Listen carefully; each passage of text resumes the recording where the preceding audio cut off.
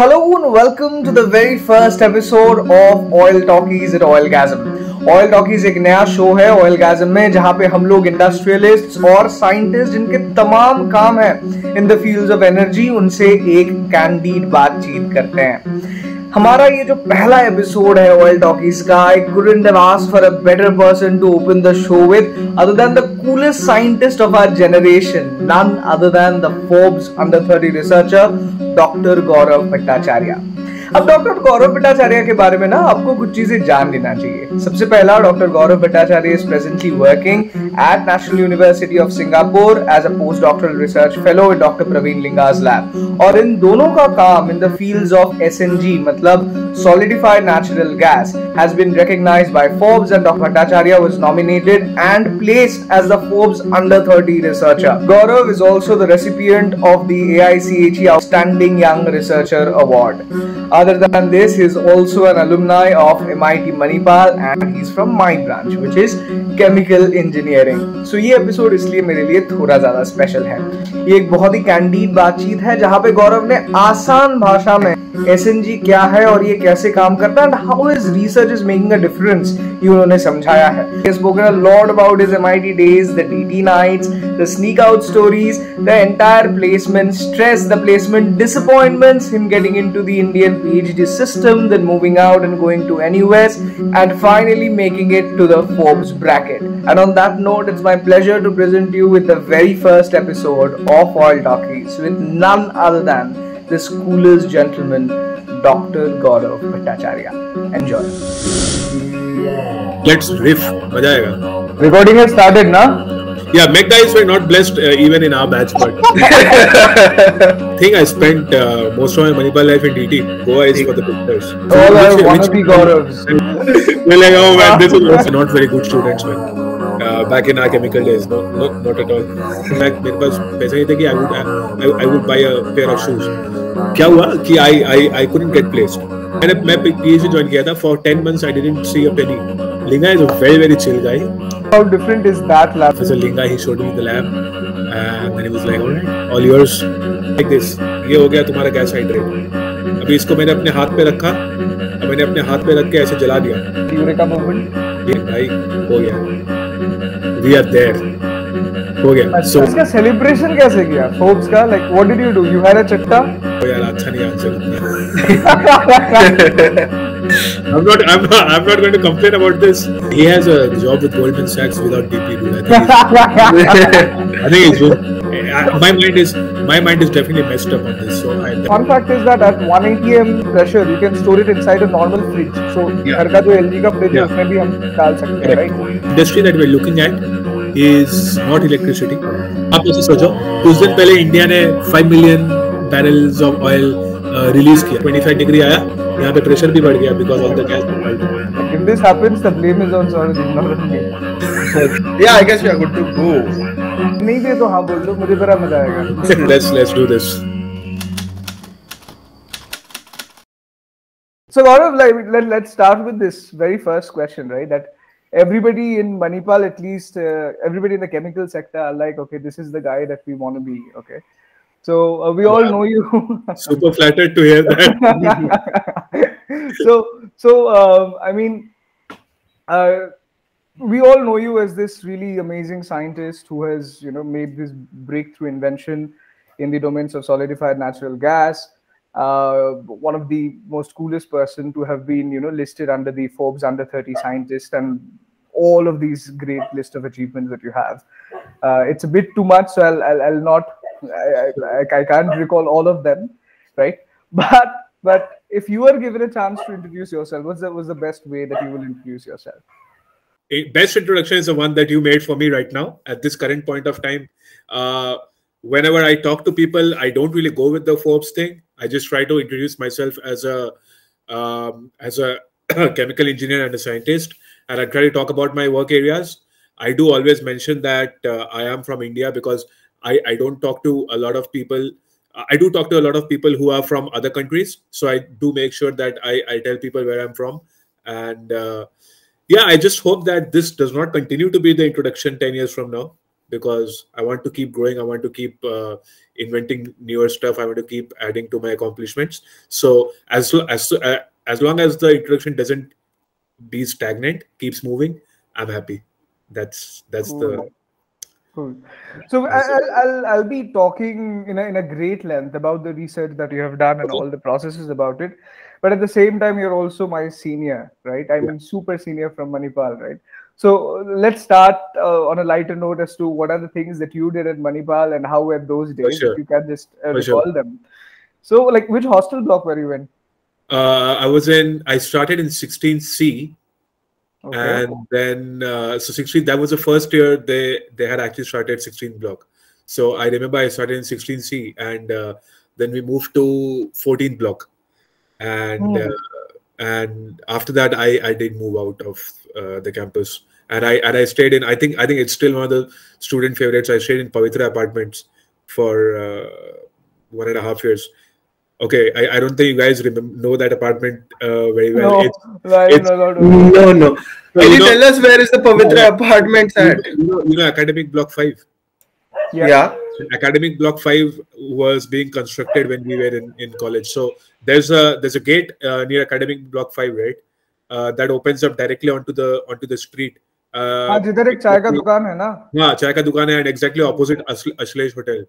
So the Pavitra Apartments was exactly behind Ashlesh Hotel. I think उसके बगल में एक और restaurant था, उसका नाम था Hangout or something. I can't remember exactly, but it's just behind Ashlesh Hotel. Okay, so times have changed. Apparently, students are not really privy to Pavitra apartments anymore. But then the last semester of my college, I spent in this other apartment block called Ideal Residency. I'm not sure if you guys have heard of that either. Yeah, Ideal. Many of our friends are staying in Ideal. So we were one of I think the first students from Manipal to occupy Ideal Residency from MIT. Yeah. Okay. So, you have stayed in D block?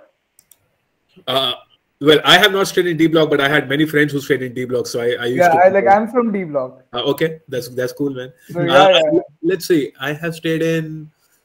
Well, not stayed myself, but I've spent a lot of nights in D block, in K block, in 10 block. K block कौन सा है? K block I don't know. K block पता है कौन सा है? I can't. How do I explain this to you? It's the one that's opposite to Andhra Mess. Annapurna Mess? Sindhi Mess. नहीं, Annapurna नहीं. Sindhi Mess. तो Sindhi Mess के opposite में एक block है. So that's K block. Very good friend of mine used to stay there. ठीक है. तो कोई hostel life में कोई prank क्या किया आप, मतलब sneak out वगैरह? Yeah, hostel life में देख sneak out तो सभी करते हैं. So I remember first year we snuck out and we went to Goa. तो और गोवा भी सभी जाते हैं मणिपाल से. So it's nothing for us at that time. It's revolutionary. So whenever anybody does it, उसको लगता है अरे भाई मैंने क्या कर दिया. So I remember first semester we were in 16C and it was very highly regulated. So there used to be caretakers all the time sitting downstairs. So what we had to do was we had other people who came out from other blocks, from 14th or 15th block, जहाँ पे उतना security नहीं था. So they came and they went behind our hostel. So we threw our bags down to them, 5th floor से. And they caught our bags. So उसके बाद then we went out and we were like, हाँ भैया चाय P के आ रहे हैं. So then we collected the bags, went directly to Udupi station, and then the next thing you know, you are in Goa. उस वक्त वो सब नहीं था ना, वो biometric वगैरह. It was just signing. नहीं biometric कुछ नहीं था. Not for hostels. At least in that first semester, there was no biometric. There was only signatures that were happening because I remember when we went to 16C, the construction hadn't yet been completed. So a lot of the stuff was not there, not working, not there. So it was easier to sneak out that way. Acha. So that's from my first year, and then you keep doing these sort of things, man. Yeah. वैसे sign करने वाला तो जुगाड़ तो आपने कर ही लिया था कि तू साइन कर देना तू साइन कर लेना it's I fine. used to do that in D, but 10th में जब shift हुआ ना, they had this biometric and stuff, so उसके बाद वो सब नहीं कर पाया. So have you guys ever been to Goa from Manipal? Yeah, I had lot of these plans of, so I what I would do is, so I would get some little stipend from the works that I would do. So every Friday night I would leave. I would leave in a bus. So I went to Mysore, I went to Coorg and all of these places, and finally I would end up in Bangalore in my DD's place, and then I would come back. So every Friday. Yeah, so every Friday night I would leave with no penny in pockets and all, and I would travel always at night. Yeah. वैसे ही होता है ना यार. Like I remember when we went, थोड़े ही पैसे थे. It was really not enough to complete a trip to Goa. So by the time we were coming back, nobody had anything in their pockets, and people were like, यार मतलब कोई अगर रोक लिया तो फिर कैसे ही हो पाएगा. But ठीक है. अब मैं गोवा नहीं जा पाया. मेरा इस बार प्लान था हालांकि. Saurav, you have been to Goa? Not to Goa, I have been to Gokarna. Have you been to Gokarna, Gaurav? Of course, I have been to Gokarna, dude. So basically, the way it starts, right? At least in those days, the way it started was that when you're just entering Manipal, you go to Goa. Okay, Goa is for the beginners. Okay. Goa जाके by the time you are in third year, you're like, अरे Goa यार बहुत लोग हैं. Let's go to Gokarna.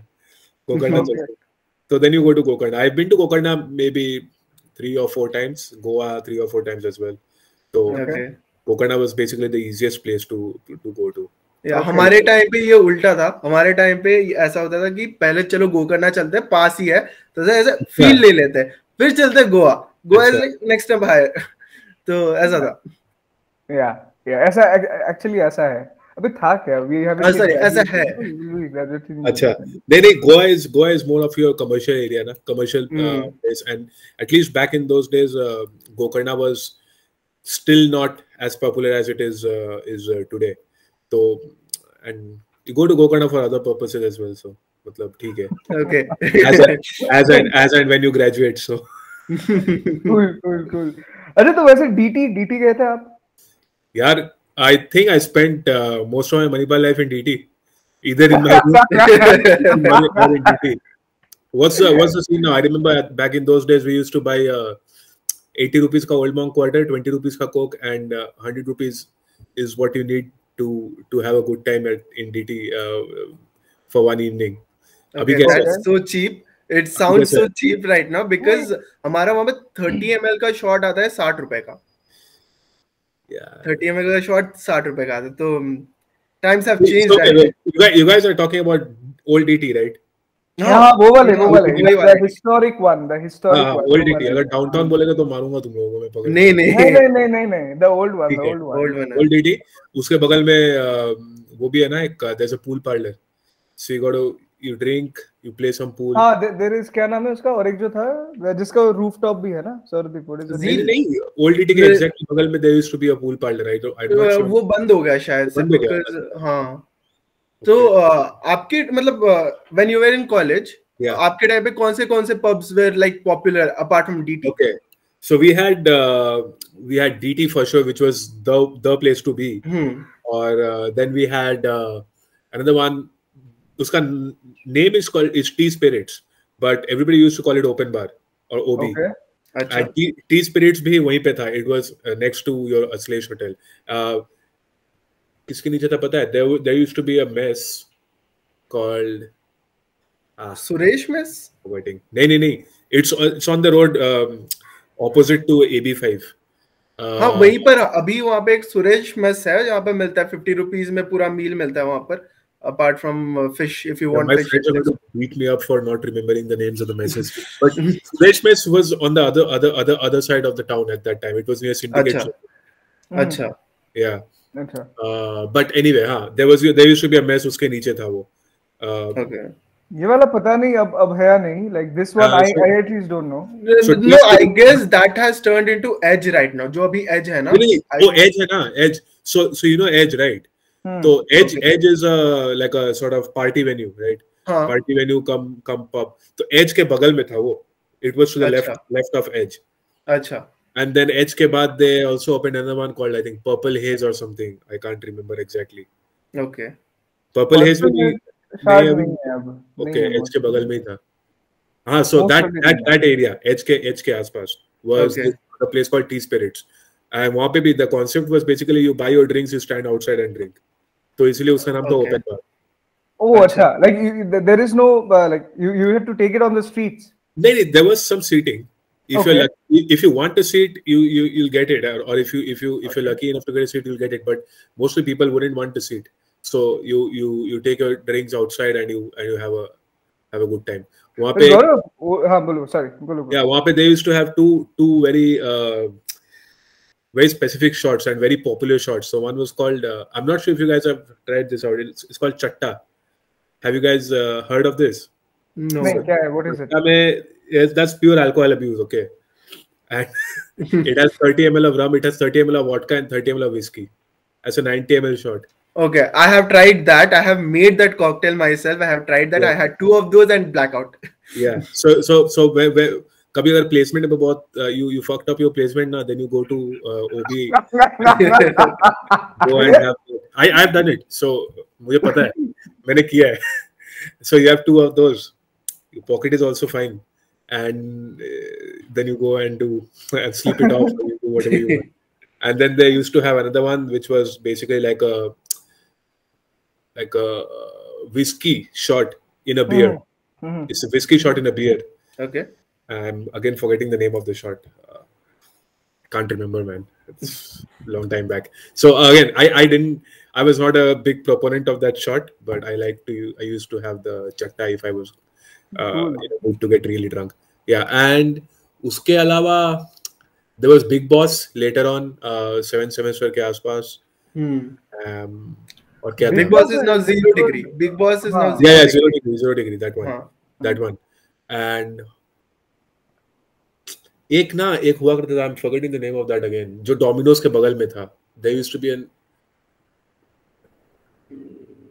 नहीं, कोई बात नहीं, मुझे याद नहीं आ रहा. Okay, cool. I mean, that's a lot of information that you have given to us. We will transfer it to our juniors. Nothing to worry. But old man is such a Bengali thing. Drink very responsibly, huh? Okay. We will put a disclaimer. We will put a lower third in post production. Drink responsibly. Yeah. And alcohol is injurious to health. Yeah. Gaurav has not recommended you drink. It is on Saurav. Okay.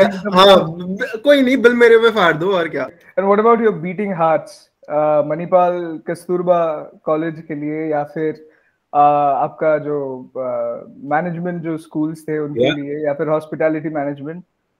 Yeah, देखो, I would say that as a batch we were blessed, so we didn't really need to go to KMC or to Waksha or wherever.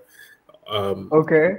We did well inside our own campus. That's what I would. Okay, cool. And then of course, when you go to DT and stuff, you don't know where everybody's from. So, chale. ये part edit करके specifically we will send to the Mech guys. Mech guys were not blessed even in our batch, but yeah. Well, our chemical was we were well to do in the chemical batch for sure. Yeah, I guess chemical and biotechnology departments have good number of people. Yes. Right? We are blessed people. Yeah, cool. Definitely. So, Mech people can put your comments below. I mean, whatever. You anyways get roasted everywhere. Okay. So, do you get punished ever in college? Like any professor with whom you had a fight or anything? Yeah. I mean, these things happen. You're hot-headed when you're in first or second year or maybe even third year. Sometimes you take a little bit of time to develop that sort of maturity, and stuff happens in college. So I remember.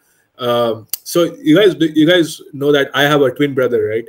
I had no clue about this. Okay, so I have a twin brother whose name is Saurav, and so he's also a chemical engineer. We went to Manipal together. Okay. And, so Saurav did his PhD in Taiwan. Now he's working for Micron. Okay.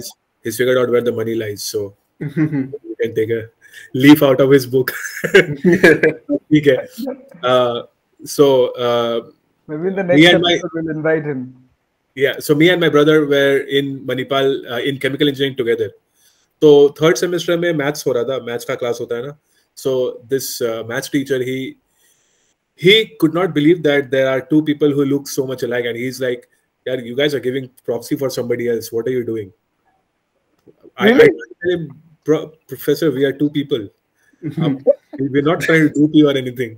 But he couldn't believe it.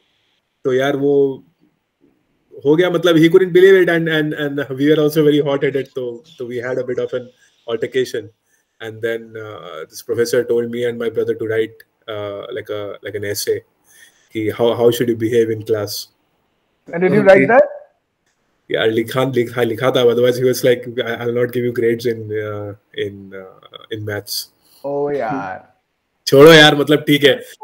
उसमें भाई अभी हम लोग भी we are also not very ready to back down. तो हमने लिखा था कि उसमें कि यार teacher should foster a very cohesive environment, conducive environment in the class for people to learn and not just accuse people without not knowing or something. But ठीक है, it's cool. These things happen. That's one of the instances that I can actually recall from my Now that you say, I remember Vittha sir once, like Vithaleshwar sir. Yeah. He once telling me that, you know, in your branch, so what had happened, my laptop got stolen from 10th block. Right. So then I sat on Vittha sir's scooter and we went to the to the police station, and he was there with me for a very long time. He's such a nice guy.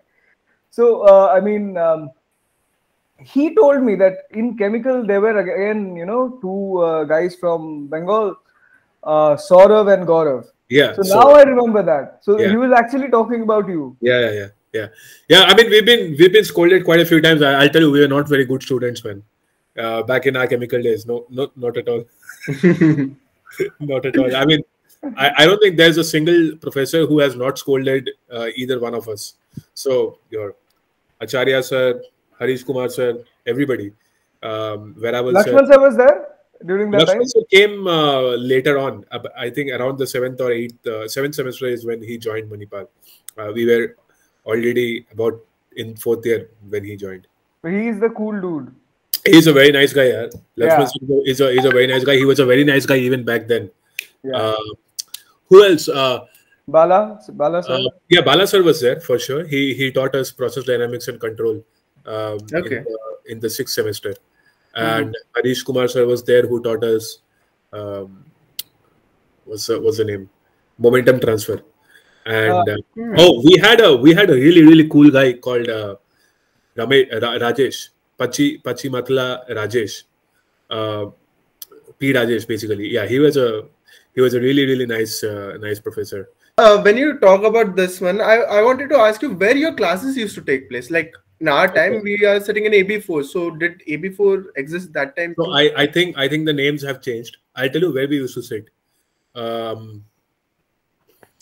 So the first story of the chemical engineering department, you got to climb the stairs and then you go down the corridor. Labs है ना? So बहुत सारे labs है. आपका सबसे पहले वो computer lab आता है जहाँ पे HOD का ऑफिस है and all that stuff. फिर जाते लैब है. So I think we used to sit at the last lab. उसके आगे कोई लैब्स नहीं थे. तो वो लास्ट वाला जो लैब है वहाँ पे हम लोग बैठते थे. उसके बाद वेरावल सर का केबिन था आई थिंक, एंड कुछ और टीचर्स के केबिन्स थे. मतलब वही लैब है, REPC लैब है हमारा शायद. वो REPC लैब था आई गेस.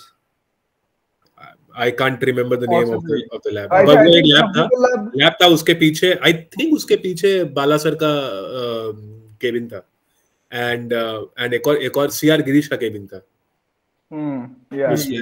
लैब के अंदर CR गिरीश का केबिन लैब के अंदर है एक्चुअली.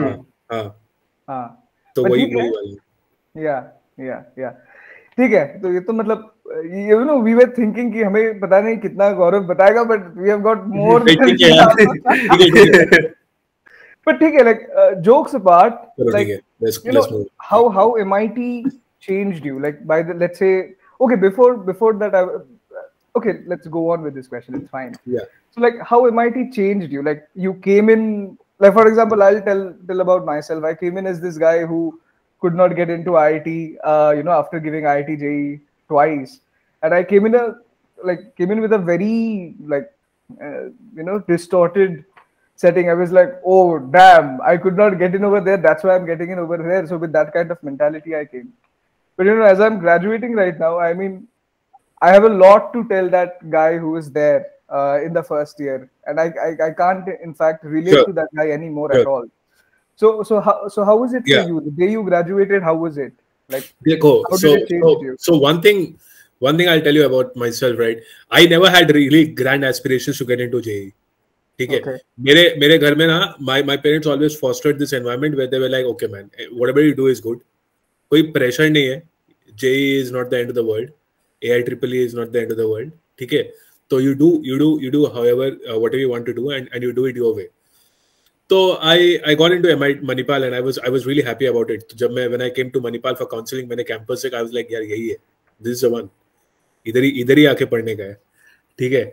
तो I was very happy about it. Then we came, and what really stood out to me was a bit of a culture shock, wherein I am a guy from a rather small town, and I've always had a very protected upbringing. Yeah.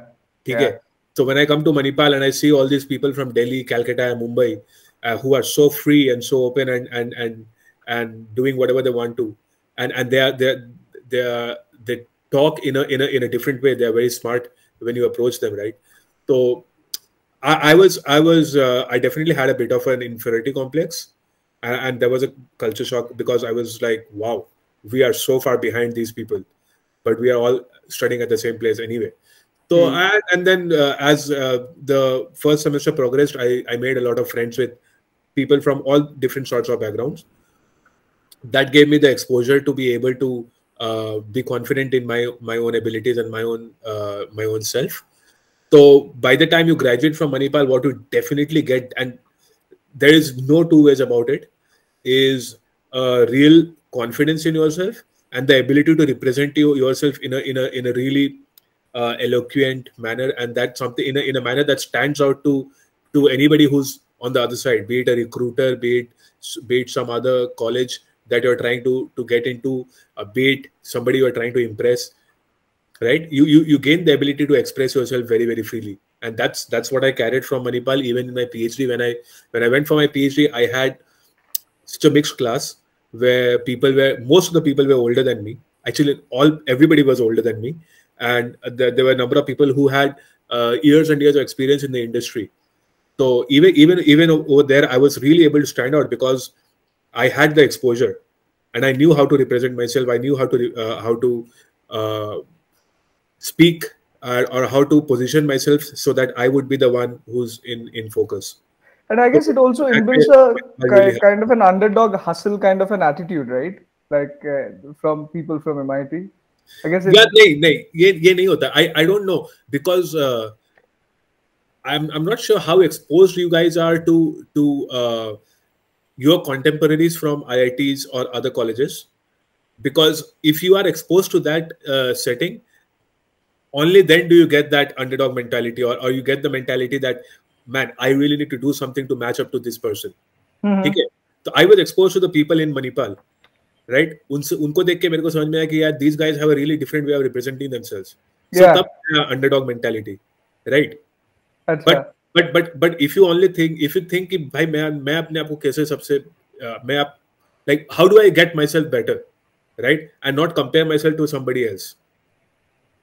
You're going to do that. And let me tell you guys one thing: if once you graduate from college and you go into the industry, you might run into a lot of IIT-ains, you might run into people from a lot of different good colleges, but what you have gained, without a shred of doubt, is an insane ability to represent yourself. ठीक है, all round holistic development जिसको बोलते हैं. ठीक है, you are gaining technical expertise. Yeah. Because you are studying the same sort of courses that other people are doing. They might be a little ahead of you in their technical ability, but that's something that you have to gain yourself once you are in a professional setting. Okay? And when you are exposed to other people, to that industrial setting, the IIT-ain and the MIT-ain is going to be exposed to the same sort of seniors or the same leaders. So whether whatever you need to gain from those people, you are starting at the same point. Yeah. in terms of where you need to go. Yeah. Where you need to go doesn't change, right? So you both have to gain that, and that is up to the individual to gain it. Cool. Right? But you do know how to represent yourself very well and how to stand out in a crowd. Ye Manipal se you will gain without a shred of doubt. Great. I pretty much agree along all of those lines. How was your last day like? Bas aakhri din kaisa tha? It was sad. It was really, really sad because all your good friends are leaving and everything. So mahol thoda sad hi rehta hai. But you do have a lot of fun on the night before. So your head is also ringing quite a bit. So that helps to numb the.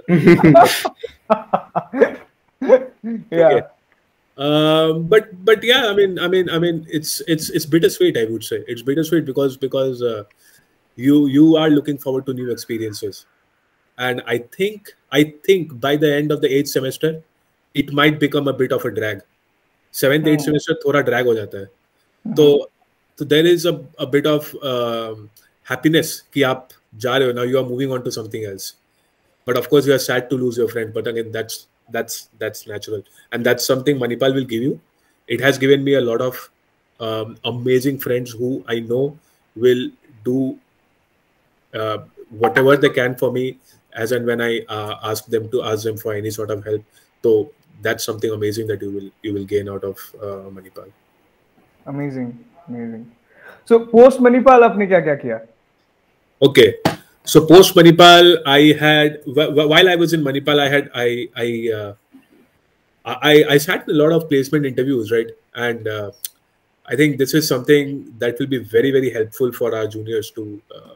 So my story is rather interesting. So the first company that I remember came to Manipal was for our batch was Mu Sigma, and Mu Sigma had a cutoff of I think 7 CGPA or 6 CGPA. I can't remember which one. I think it was 7.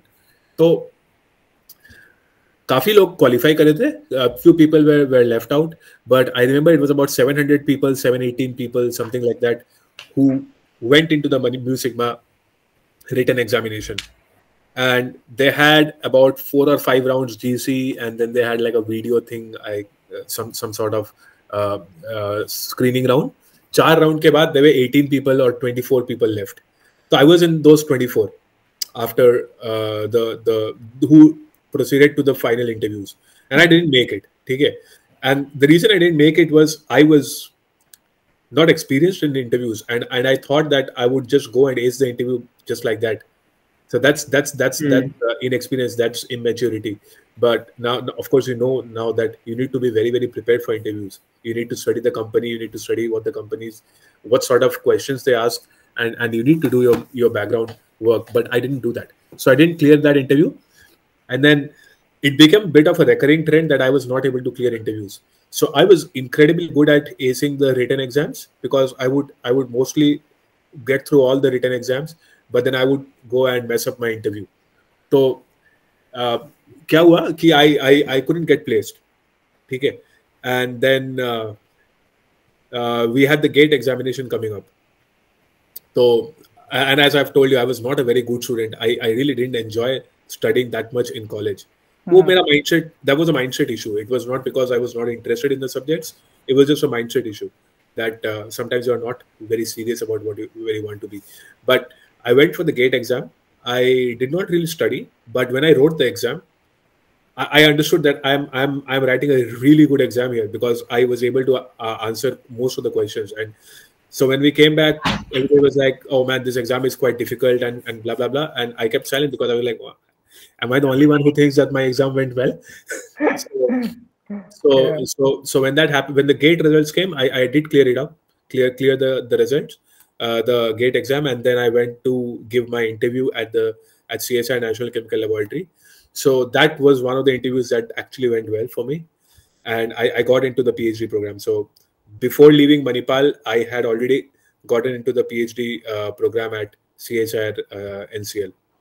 So by your 8th semester, you were already there at CSI? I was already there. Not by 8th semester, but before graduating. So maybe a couple of months before graduating, I already had the PhD seat. Okay, that's okay. So that also answers your question, right? Why did you choose to go for a PhD in India?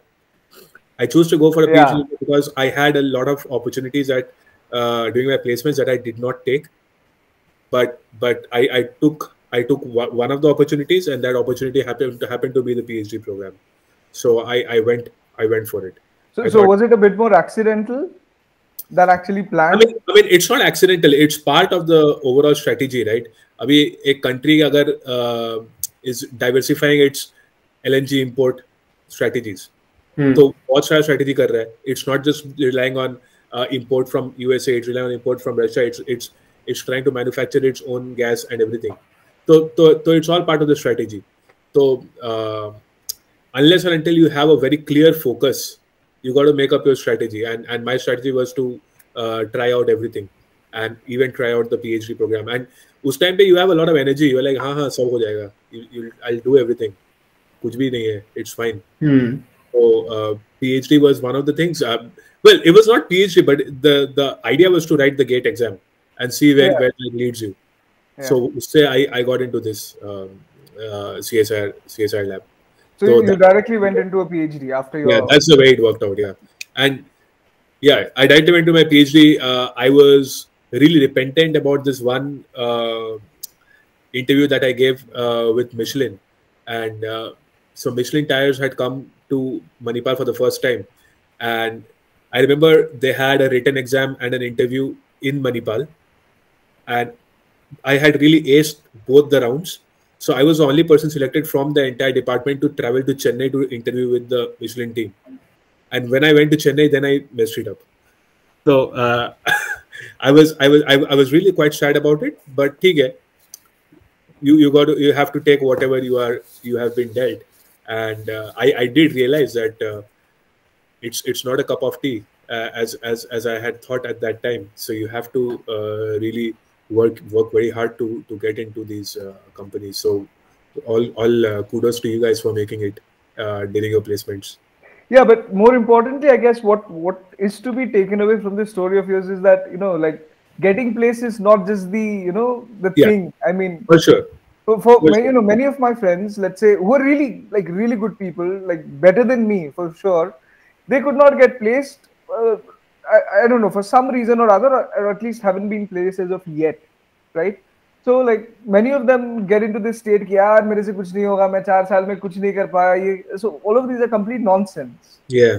I mean, we are just 22, 23, like. Yes. So उतना मत सोचो, like let it not get you down basically. Yeah. Because your entire life is left to achieve whatever you want to achieve. Right. Yeah. And I always believe that for every individual, and I keep saying this at a lot of places, that for every individual, there comes a turning point where your mindset changes. And you realize that this is now, okay, I now have to mature. My mindset has to mature. I have to become serious. And when that happens, right, when your mindset changes, and when you understand the importance of really dedicating your time to your work, that's when you actually realize your success. That's when you actually go on to make it to Forbes under 30. So it happens. It happens, and it's a process. You cannot force it. Force it. But everybody gets that sort of push, or क्या उसको बोलते हैं, epiphany. सबको होता है. Everybody gets that at one point or the other. So Gaurav, what was your point where you realized कि you have to mature? What was that point of turning point कब था? Yeah, for me it happened while I was doing my PhD. ठीक है. So ever since I went into the PhD, I was doing really well, and I told you, because of my ability to really represent myself and stand out from all the other people. That's not to speak that other people are not doing well. They were very, very, very smart people in that entire batch. But धीरे-धीरे PhD में करते ना, you develop a lot of perspective. ठीक है. I struggled, man, during my PhD. It was tough. I joined NCL. When I joined NCL as a junior research fellow, I had a stipend of 16,000 rupees. ठीक है. 16,000 रुपये में कुछ नहीं होता है. कुछ भी नहीं होता है. So even in those times, 2013 में भी कुछ नहीं होता था. but somehow I was able to save money from 16,000, and I saved up what 3,000 per month. I saved up 36,000 and treated myself to a trip to Thailand while I was a junior research fellow. So I don't love you guys. Huh? Hey, that's cool. I mean, that's cool. That's actually inspiring. What I was saying is that while doing my PhD, I realized the importance of staying ahead. Right? Because I had a good enough grasp in English, I was able to write my papers very quickly. I was able to publish my papers much quicker than my peers, and that really gave me an edge over everybody. But when you really struggle for money, and when you really have those bad days or tough days, your mindset changes. देखो, India में there's a very very big issue. जो I don't know how much it is there right now, but at least during that time, a guy or a girl is earning 16,000 rupees, और वो भी आपको मिल नहीं रहा है, वो भी डिले हो रहा है, ठीक है, वो भी डिले हो रहा है. मैं PhD ज्वाइन किया था, for 10 months I didn't see a penny. For 10 months I did not see a penny. उसके बाद मेरे को 11th month में कुछ पैसे मिले, ठीक है. And I'll tell you, मैं ये भी हर जगह बोलता हूँ कि during my PhD there have been more months where I have not been paid than months where I have been paid. ठीक है. तो यार पर्सपेक्टिव डेवलप हो ही जाता है. मतलब when I shared the Forbes thing, I wrote that back 5 years back मेरे पास पैसे नहीं थे कि I would buy a pair of shoes. But it sounds very fantastical, but it really did happen. This is the way that it was. I'm from a very well-to-do family, but you can't always go to your family and ask for money when you are 25, 26 years old. So ठीक है, it gives you perspective. जब तुमको perspective मिल जाएगा, your mindset will automatically change. So that's basically what I'm trying to say here. So like, how was your entire PhD experience at CSIR? Was it great? Because see, I'll tell you, there is a lot of criticism or complaints that we hear from, like with regard to doing PhD in India. Nobody really, I mean, most of the people do their masters and they fly away to US or some other country to do their PhD, but you didn't do that. You were not a part of that line.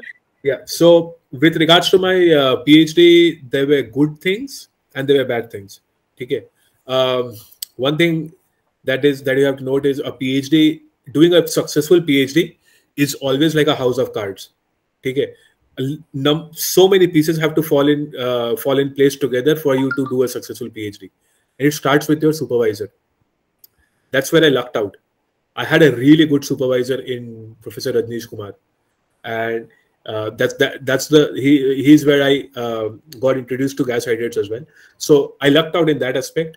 I had a really good 4.5 years working with him, but that's where the good stuff stops. Okay, you always face difficulties with regards to infrastructure, with regards to the equipment that you need, with regards to so let's say you have to run an experiment for 48 hours. But what you have all the time is power cuts. How are you supposed to run your experiment, right? And that's just the tip of the iceberg. So these things, there were a lot of issues with the PhD. Of course, not getting paid is going to always dampen your morale, and that was the case. We had to really protest quite vociferously to get our stipend increased from 16 and 18,000 to 25 and 28,000. So when I ended as a senior research fellow, the stipend was 28,000. But I mean, I would say that I wouldn't change it. I wouldn't change it because again, it really helped me gain a lot of perspective, and I got introduced to this subject that I have gone on to do quite well in. So I wouldn't change my experience, but given a choice, had I been given a choice at that time, probably I wouldn't have gone for it. Okay, that's really interesting too. I mean, a very interesting perspective to hear. So, like, when was your first research? What was the first research paper that you wrote, and when was it? So, well, the first ever research work that I did was in 2011 when I was doing an internship of 2 months during our summer break. But that's neither here nor there. During my PhD, the first work that I did was on carbon dioxide sequestration, and as you guys know, that's a carbon capture and carbon sequestration is a big deal right now. So we were trying to basically form gas hydrates of carbon dioxide and trying to trap it in under the sea or in depleted reservoirs where you have sort of sediment available and you can actually form gas CO2 and keep it stored for longer periods of time. So we were working with sand, silica sand, and silica sand actually has a very low porosity. So you need the water to form hydrates. Oh, well, I think we should actually go back to... okay, I'll finish this off. So, yeah, you need water to form hydrates, and it has a very low porosity.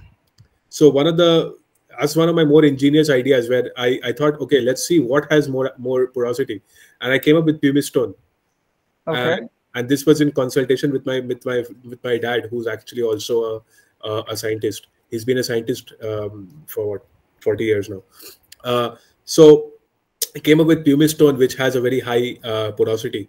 And that's the basic idea. And then you start looking into it. And when you have to write a research paper or when you have to do a research work, you need to see how can I make a viable story, right? How can I present a concept that is going to be viable to the industry and how can I make a viable story?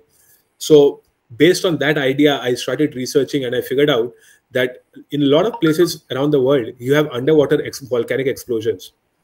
And when you have volcanic explosions, what you get is volcanic ash. Okay. And the volcanic ash actually behaves just like pumice stone. So the ash, you have volcanic explosions, the ash forms, and then it gets cooled. And when it gets cooled, it quenches, and it has these huge pores inside. So it's a very lightweight material, and it has big pores. So I figured that there's a lot of places in India, in the Andaman Sea, of the northern coast of Australia, near Indonesia, where you have a lot of siliceous deposits that have been deposited due to underwater explosions, and these are actually as big as islands now.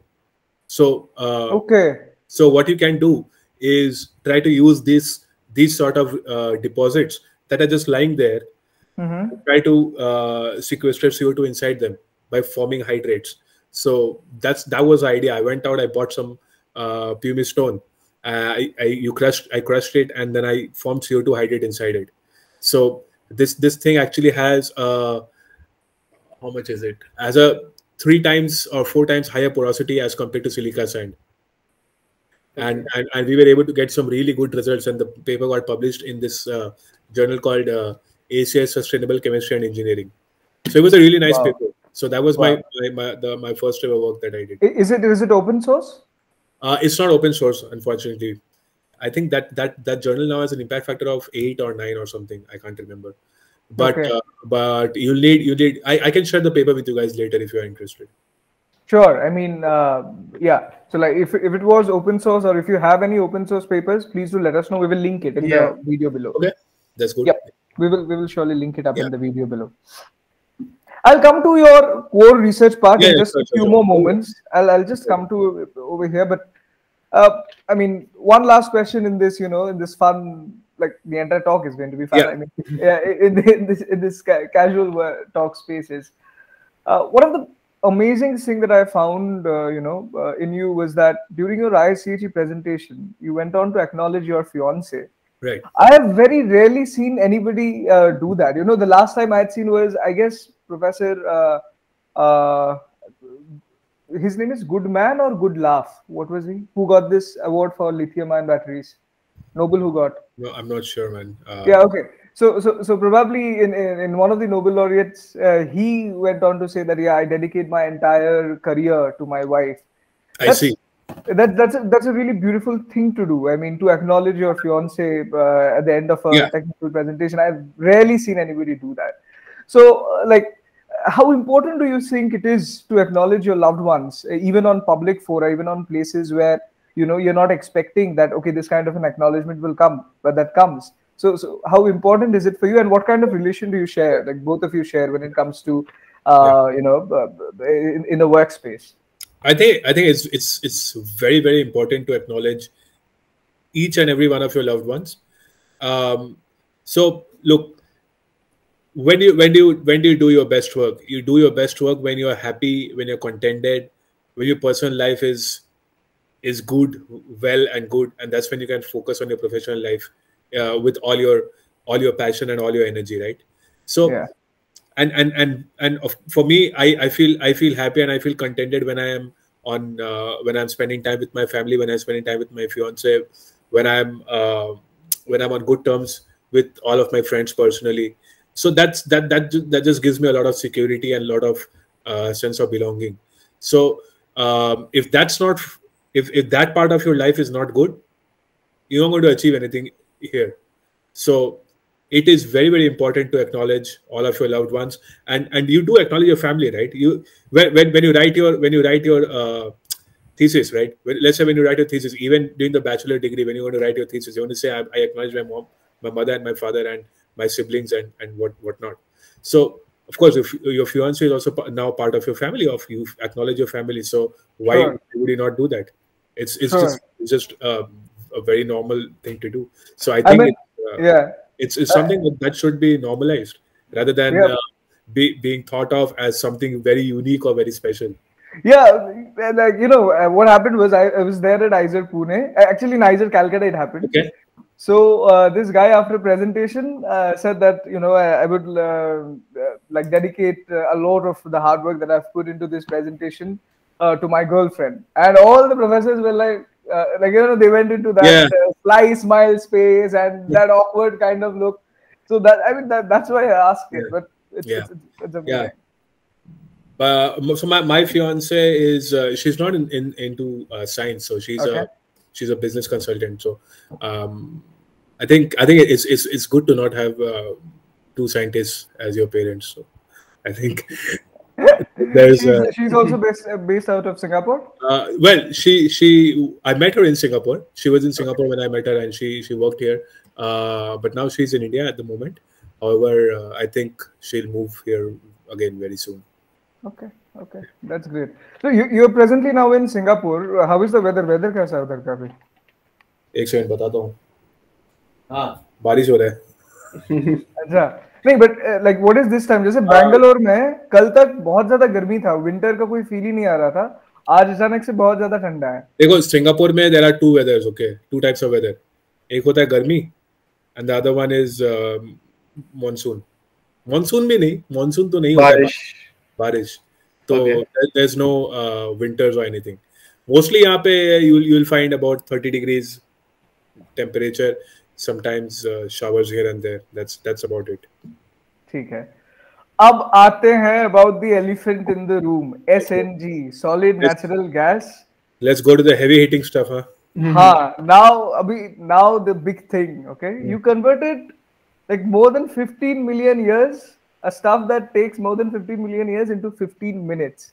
I mean, how did that happen? That's a crazy number when you think about it. Like 15 million years ke upar, and then there is 15 minutes, right? Correct. So tell us the story about it. Like start from why and how did you go to NUS from CSIR, right? Correct. And I'll be going on asking things like I'll do that, but just prior to that, you'll get to understand why I'm saying this first. So यही मैं तुमको बोल रहा था कि why when you have holistic development and you know how to represent yourself in a very eloquent manner, why it makes an impact, right?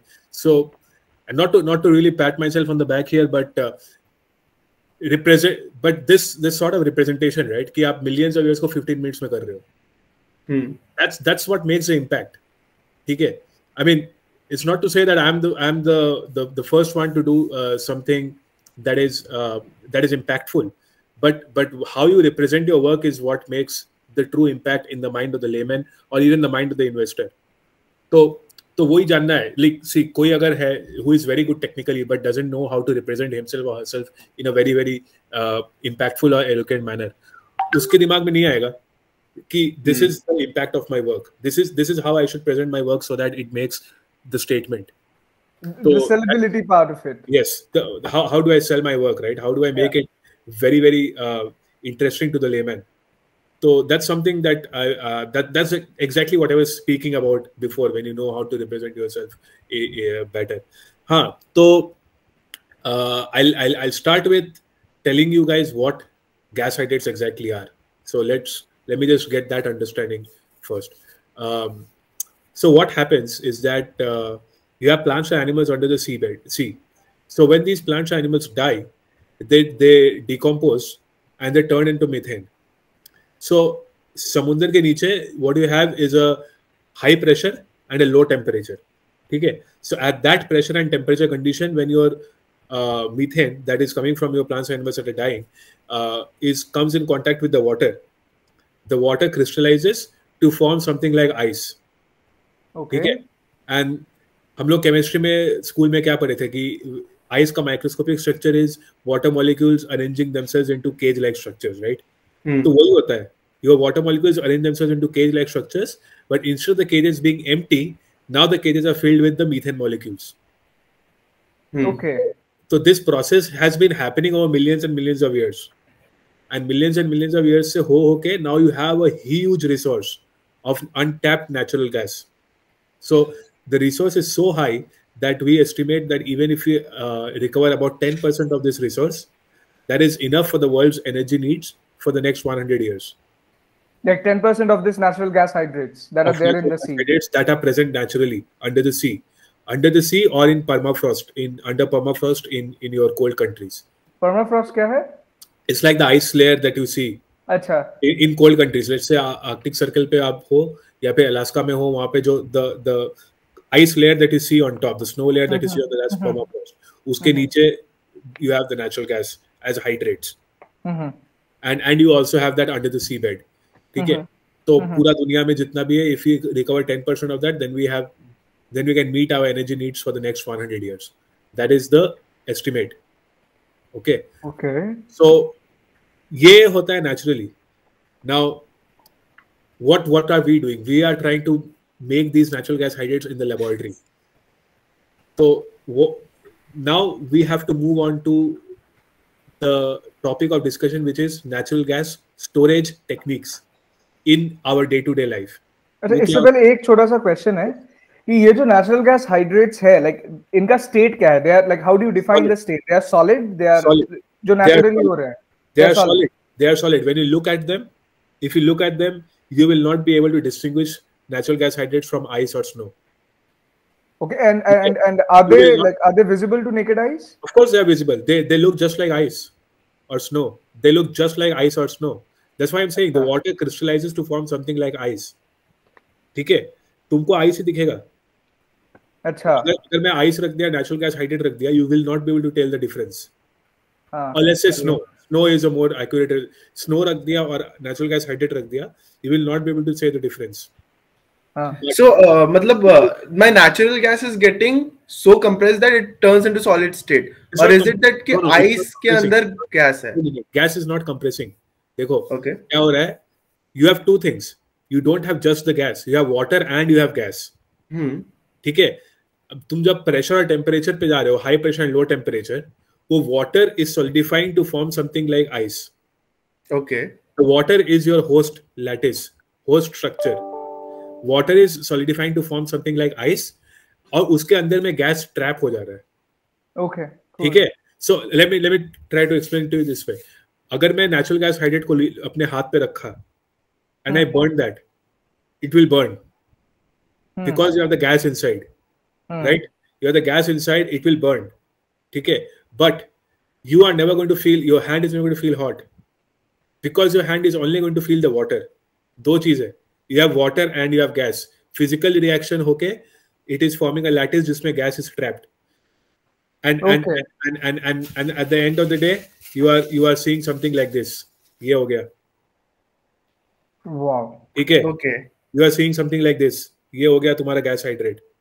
अभी इसको मैंने अपने हाथ पे रखा और मैंने अपने हाथ पे रख के ऐसे जला दिया, तो ये जलेगा. अभी यहाँ से आग जलेगा, but your hand is only going to feel the water. Okay. समझ रहे हो? So that's the idea behind this entire stuff, solid that we call gas hydrate. और ये कितना बड़ा हो सकता है, गौरव? Like how big it can be? Anything. मतलब ऐसा तो कोई, I can't give you any figure. As a chunk of. It can be a chunk. It can be a huge chunk. Yes, it can be a huge chunk. ठीक है. तो You were talking about that you were trying to make it in the lab. We know that under the high pressure and low temperature this happens. Our idea is to go and do this in the laboratory. We want to do this artificially because I know that if I get that pressure and temperature, I will be able to do this even in the lab. Agar wo naturally ho raha hai, if I get that temperature and pressure, I will also be able to make it artificially in the lab. Okay. So what are your techniques for natural gas storage at present? You have LNG, liquefied natural gas, and you have CNG, that is compressed natural gas. Okay. So liquefied natural gas requires minus 160 degrees C to be a liquid and to remain a liquid. CNG requires 250 bar pressure to be stored. Okay. LNG के लिए you have to go down to that severe temperature, and LNG इतना low temperature होता है कि it keeps boiling off. Your gas keeps boiling off. So you cannot store LNG for long periods of time. आपको आपके terminal में आएगा LNG, then you have to move it on within 14 days. Singapore में it is 7 days. 7 days में you have to move on the LNG. Okay. और CNG अगर आप 250 बार में store कर रहे हो तो you can understand how big of a safety threat that would pose. 250 bar is like yeah, मतलब अगर explode हो गया तो मतलब it's a bomb, right? ठीक है. तो now with SNG जो हम लोग इसको solidified natural gas बोलते हैं, और it is also known as gas hydrate. Solidified natural gas से we are trying to address these two issues कि high pressure और low temperature. अब हम लोग कर रहे हैं इसको laboratory में. We want to do this in the laboratory. It's not a new idea. The idea has not been invented by us. ये idea सबसे पहले आया था 1940 में किसी बंदे को, ठीक है, उसका नाम था बेनेस. उसको आया था आइडिया 1940 में कि मैं ये करूंगा. उसने कुछ आइडिया दिया, देन इट डाइड डाउन, किसी ने किया नहीं. 1990 में there was another guy called Goodmanson. उसके दिमाग में फिर से आया कि भाई मैं करूंगा ये चीज. So then he tried to do something and they were not able to accomplish a lot. ठीक है. The issue is if as you can imagine nature में it takes millions of years. तो लेबोरेटरी में क्यों हो जाएगा जल्दी? It shouldn't be. It doesn't work that way कि लेबोरेटरी में मैं करूंगा तो it will be very fast. So there were number of issues that they faced. उसके बाद it has also been picked up by a lot of industrial players. आपका there was a player called BG Group जिसने एक gas to solid technology बनाया था. There was a group in Japan जहाँ पे एक consortium था एक ship company का and a power company and some laboratory researchers, some university researchers who actually managed to do a sort of 1 ton per day plant on this technology. But the SNG technology. SNG technology. But the issue that they had was that they were never able to convert all of the water that they're using. So let's say they are using 100 liters of water, और 100 में से सिर्फ 15 litre water convert कर पा रहे थे. 15 litre 85 litre उनका waste जा रहा है, and they are not able to convert it within 15 minutes as we have done. So they are still taking time, right? And then there was a group in Korea who also tried to do a lot of things per day, a lot of things, but they were also not very successful. So मुद्दा ये आ रहा है, point ये आ रहा है, what we are observing here is that there are 3 main issues. Number 1 is you need high pressure and low temperature. ठीक है, you need the pressure and temperature that you see under the sea. तो ये चाहिए तुमको. दूसरा है कि it is not a very fast process. It is inherently very very gradual. It takes a lot of time for this to happen. ठीक है. And number 3 हम लोग क्या देख रहे हैं कि it is not easy to store it either. अगर आप इसको फॉर्म करने के लिए आपको इतना प्रेशर और टेम्परेचर लग रहा है, then why would storing all of a sudden be so easy, right? तो उसको स्टेबल रहने के लिए भी उतना some sort of pressure और टेम्परेचर तो उसको चाहिए ही ना. So ये 3 इशू हमको दिख रहे हैं. तो when we started this work, हमने सोचा कि how do we first tackle the temperature and pressure issue. अभी गैस हाइड्रेट में एक रूल ऑफ थंब है कि the larger the molecule size of the guest molecule, the larger the size of the guest molecule, the lower the pressure required to form the hydrate. Guest molecule इधर क्या है? What is the guest molecule? Guest तो आपका methane है ना यहाँ पे.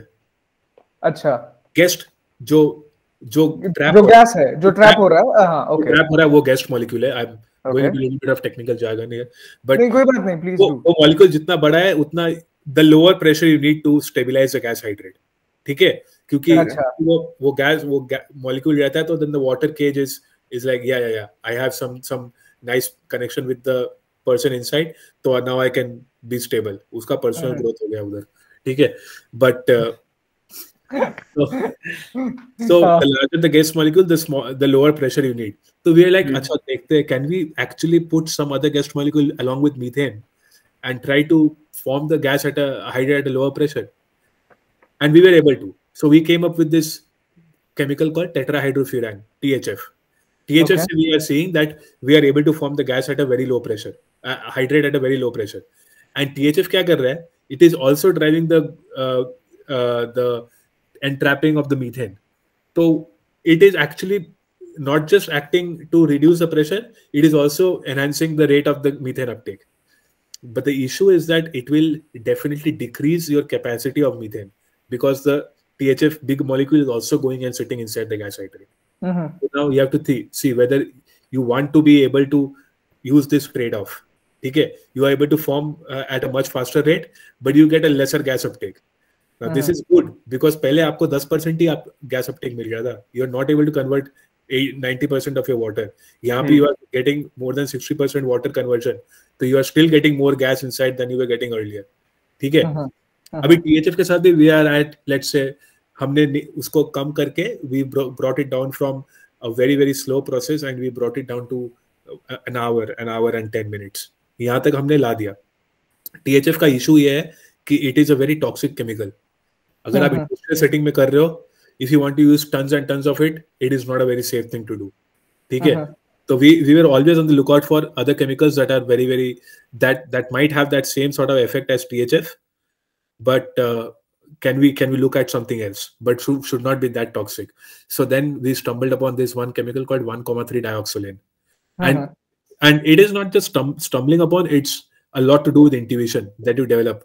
Is this basically what you call L-tryptophan? No. I'm reading that. So because there's two chemicals in that we are using to get that effect. So we stumble upon this one chemical called dioxolane that we abbreviate as diox. It's just intuition. It has a similar structure to THF, but it is not as sort of toxic or as volatile as THF. तो हमने उसको use किया. We're seeing similar activity.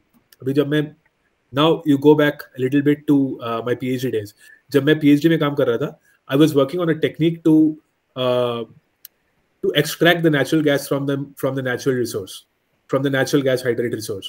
उसको भी I was working on techniques to try and catalyze that extraction process. कि मैं कितना जल्दी निकाल सकता हूँ, ठीक है? तो मेरे को लगा कि what if I add some chemicals inside, and I needed to add benign chemicals that would not harm your environment. Correct. तो ट्रिप्टोफैन क्या है? Tryptophan is an amino acid. हमारे बॉडी में अमीनो एसिड रहता है. It's a building block of proteins. So amino acid is never going to have any toxic effects on the environment. Okay, that's something that we have in our body, something that we consume all the time. ठीक है? So मैंने tryptophan use किया and I use it for some other purpose, but बगल में मैंने एक methane के साथ एक्सपेरिमेंट लगा के देखा. आई वाज लाइक, मैं देखता हूँ ये फॉर्मेशन में क्या करता है. And I saw that there was a real catalytic sort of effect that it had. It really increased the rate of methane hydrate formation in my experiment, trial experiment at NCL. But NCL में ना, I couldn't pursue this any further. So it was always in the back of my head कि यार कभी. So the seed of this experiment, you had done it at NCL. NCL में CSIR. And you came across this by accident, like no, not by accident. Not by accident. I was looking at benign chemicals. Okay. कि कौन सा ऐसा chemical है जो marine environment बिल्कुल भी affect नहीं करेगा. अच्छा. When you come across proteins, you come across amino acids, उस तरीके से I came across this. Okay. तो वहाँ पे मेरा था, there was a different project where I had to identify chemicals. So I had made like a list of 1,000 chemicals, and उसमें से shortlist कर करके came upon 20. One of those was L-tryptophan. That's how I figured out L-tryptophan. And it was always in the back of my mind कि कभी एक methane के साथ करके देखना है for the formation and for the SNG technology. तो यहाँ पे when we were doing the dioxolane part, we were like, okay, dioxolane is giving some really good results. तो मेरा एक मास्टर स्टूडेंट था and he had to do a project. तो मैंने उसको बोला एक काम कर, ट्रिप्टोफैन खरीद के लेके आ सिग्मा ऑल्ड्रिच से. So he bought some tryptophan, L-tryptophan, and I told him, okay, you use this along with the dioxolane and you tell me what happens. So उसने experiment किया. He brought me the results. I was like, भाई हो गया. we are there. हो गया. So he brought me the result. I'm telling you, it sounds super fantastical, but that's exactly how it happens in scientific research when you have the breakthrough, right? I look at the result. I'm seeing that we are getting about 90 volumes of gas uptake and 90 volumes of gas per volume of hydrate gas uptake. And just to give you an idea, the theoretical limit is 115. The theoretical limit is 115. Matlab, I didn't get that. So any gas storage technology is going to be dictated by how much gas it stores. How much? How much gas it is able to store. कि आप कितना आपके energy density कितना हो रहा है. Correct. How much gas are you able to store? So for our approach for gas hydrates, the theoretical limit that we can do is 115 volumes of methane per volume of gas hydrate. Okay. Per volume of methane hydrate. Okay. Okay. So theoretical limit is 115. Or this guy brings me the result, and I'm looking at 90 volumes within 12 minutes. I'm like, dude, this is just we there, man. We there. So then I went to Praveen's room. I was like, yeah, Prof, look at this. This is 90 volumes in 12 minutes. And we got really excited. So then we started planning what to do about it. Of course, you have to then go back. Your excitement has to die down. You have to do the repeat experiments. You have to see कि भाई ये fluke तो नहीं था, or was there something wrong with the experiment? But I knew like the seed was always there in my mind कि yeah, this chemical can do something. It can really help out. And people have had the idea of using chemicals to promote these reactions for a long time. People use surfactants. They love using surfactants in the gas hydrate community. Surfactant क्या होता है? Soaps, right? Sodium dodecyl sulfate. So surfactants का problem है कि they are also really good as promoters, really good to enhance the rate of gas uptake. But उससे क्या होता है? When you do these reactions, or because you also have water in there, it forms a huge amount of foam. That foam is incredibly difficult to deal with. So it process operation just totally impossible हो जाता है with that foam. When I was doing my PhD, that's the first thing I was introduced to, surfactants. And I always thought, यार इसको तो change करना ही है. This is not happening. This will never happen. And I'm very, very proud to say that now amino acids in our community are the most sought after kinetic promoters. Okay. And I am very, very happy that one of my works are definitely one of the pioneering sort of works that has helped bring amino acids to the fore for our gas hydrate community. So yes, and the best thing is that it's only 300 ppm. The amount you use is only 300 ppm. That's all you need for such a cataclysmic sort of promotion to happen. 300 ppm of what? 300 ppm of amino acid, the L-tryptophan. Only 300 ppm of L-tryptophan is needed to get the reaction time from 1 hour to 12 minutes. Okay, let me ask this question just for my sake of knowing. So how do you extract natural gas hydrates from under the sea? Like uska process kya hai? Okay, so there are 3 ways to do it. Okay, there are 3 ways to do it. जैसे मैंने बोला, gas hydrates need a very high pressure and low temperature naturally to be stable, to form and be stable. So there are 2 main ways. पहला है कि आप temperature बढ़ा दो. So you drill a pipeline and you send hot water through the pipeline. Temperature बढ़ा दो, so it will move out of its stability zone. You think that you are doing this to ice. Ice का stability let's say 0 degree है. आपने 10 degree पे पानी भेज दिया, तो ice will move out of its stability zone. It will dissociate. Same thing that's happening. You send hot water, it will move out of its stability zone. It will dissociate. It will break into water and gas, and then you use another pipeline to get the gas out. Okay. नहीं तो the other way is to depressurize. So let's say you are at X pressure. आप एक pump use करके you depressurize it to X minus Y or whatever. Okay. So when you decrease the pressure, again it will move out of its stability zone. Okay. एक sponge है, sponge को आपने piston से दबा के रखा है प्रेशर से, वो स्टेबल है. आपने उसको हटा दिया, स्पंज वापस आ गया, तो उसका स्टेबिलिटी हट गया. It's the same. Got it. So like it's almost like the same kind of, like, to extract you need to almost have a same kind of setting, like the offshore Yes, yes, offshore setting you yes. need to Offshore drill जाके anything. rig बना के you have to do that. And there's a third idea, and something that is something that I have patented, and we have patents with Gail and a lot of people. So Cool. the idea is to combine both these processes. Okay, you use the best parts of both the processes, and you try to do that, and you try to also add some sort of chemicals into the system that will actually accelerate the dissociation process. So a catalyst you're adding basically. No, it's not a catalyst. So it's we call it promoters. It's not catalyst because Okay. physically काम कर रहे हो. So let's say ये मेरा पूरा पानी है, ठीक है, वो ऐसे ऐसे बंधा हुआ है, ठीक है. अब मैंने कुछ कैटलिस्ट यूज किया, तो catalyst loves to interact, sorry, that chemical जो ऐसा है जो loves to interact with water. अगर मैं उसको वहां पे डाला, तो लेट्स से यहाँ से मेरा केमिकल आ रहा है ऊपर से, chemical loves to interact with water, chemical आके मेरे पानी को ऐसे ऐसे ऐसे से उठा दे रहा है, ऐसे उठा रहा है. Chemical is binding with the water and trying to draw it up. You know, it's trying to break the bond that you have. तो वो टेम्परेचर तो आप कर ही रहे हो, और you are doing the pressure thing. You are also adding some sort of chemicals with the water at certain temperature. So the chemical is trying to accelerate the dissociation process. So वो ऐसे के पानी को उठा रहा है. So it is binding with the water and it's lifting it up so as to allow the gas to dissociate जो अंदर है. Okay. So and this is I spent about 2.5 years of my life studying this process. So we have world patent, we have a US patent that's already been granted, we have Japanese patent, Korean patent, and whatnot in this. So that's one of the ideas that we pioneered during my PhD days. Cool. उसी से one of the things that I used was L-histidine, L-tryptophan, and L-tryptophan का वही है because it has sort of these groups that are going to bind with the water.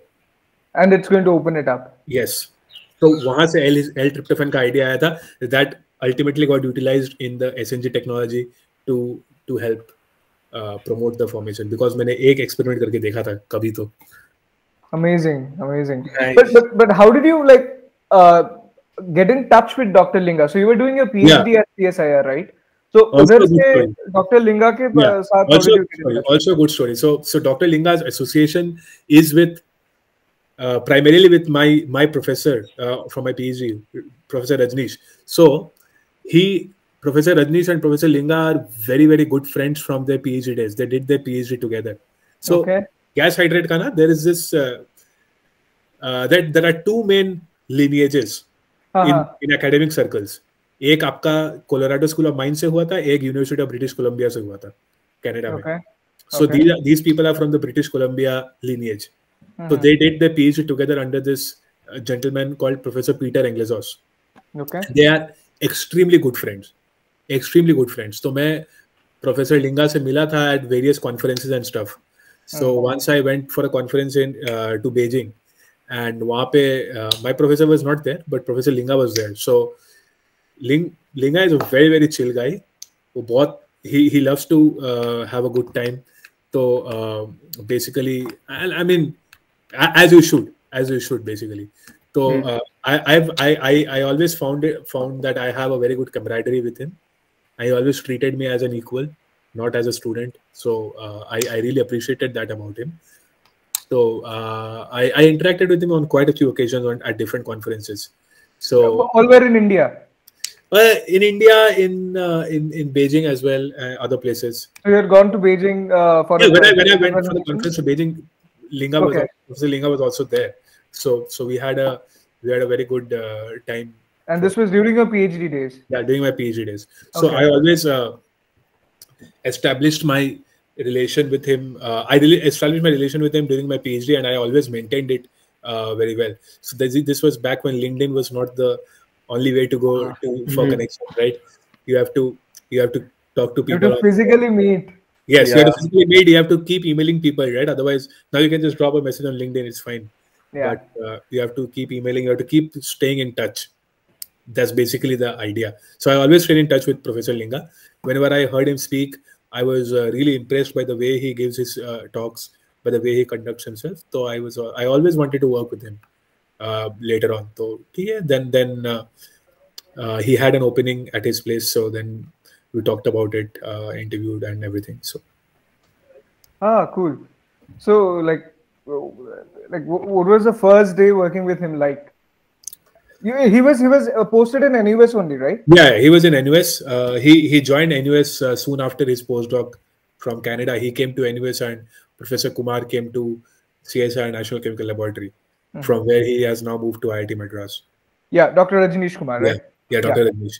So so he was already in NUS. He was already well established in NUS when I came to the college. To the university. So my first day was nice. Yeah, it was a normal day. I met Professor Linga. He showed me the lab, and then he was like, "All right, all yours." Like how different is that lab at NUS? Is it really one of the coolest labs? It is a really good lab. It is a really, really good lab. You know what really struck me when I went to the first time I set foot in that lab? The first thing that struck me was that not one experiment of mine will go wrong here. Because in India, our labs are not air conditioned, and I remember in NCL, there would be a difference in the temperature of the lab of about 4 or 5 degrees between day and night. So if you do experiment during the day and if you do experiment in the night, then it's a different result. So sometimes that really used to bother. Mess up your repeat runs, and then you would have to do more experiments. So when I first came to NUS and I saw a lab that is maintained at 25 degrees, I was like, oh, okay, it's good, this is easy. So is that the main reason? Like, I'm a little bit deviating here. Yeah. That's an interesting point you told about the infrastructure that you see in NUS and foreign university. So would you say that maybe that's the reason why Indian organizations are not at par with the international organization? Is infrastructure the only reason, or are there many factors to it? No. Okay. So that's a very good question. And there's a lot to unpack here. So in India, the thing that really bugs me is a lack of consistency. Okay. And that's not what you will see in most universities outside India. Well, there are not all universities outside India are good, but let's say an elite university like NUS or MITs or whatnot. So in India, let's take the example of NCL. At NCL, research was at a very high level. Okay, even though infrastructure was not as good as or as developed as what we have at NUS, there were still some amazing scientists at NCL, and there was still a lot of good research taking place and in-depth research taking place, and people knew how to make the best use of the limited resources at their disposal. Okay? Yeah. But here's the issue. CSI NCL is not a standalone lab. It is a lab that is part of a bigger ecosystem that is a CSI ecosystem. And CSI has 37 labs around the country. Yes, there is CDRI, there is... Yeah, so many things, right? Yeah. So many things. And I'll tell you will be amazed at the lack of consistency in between the labs. So not a single lab that I have seen in CSR up till now can come up to the level that I have seen of NCL. And of course, I have not seen all CSR labs, but I can just make out the inconsistencies in the levels of operation, in the skill sets of the scientists that are employed inside this ecosystem. ये तो बड़ी बात हो गई, ठीक है? There's an entire ecosystem of 37 labs that is inconsistent. There is one lab that at least in my experience is really good. There are other labs that are not as good, right? And even in that, there are levels of being good and being good at various levels.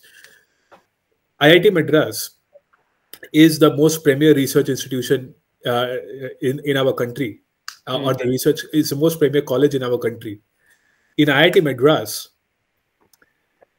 it's not even an ecosystem of 37 labs. It's one university. Usme hi inconsistencies I have seen that you cannot really put your finger on it. So that's the issue. When you're talking about inconsistency, can you like go into detail about what inconsistency you're talking about?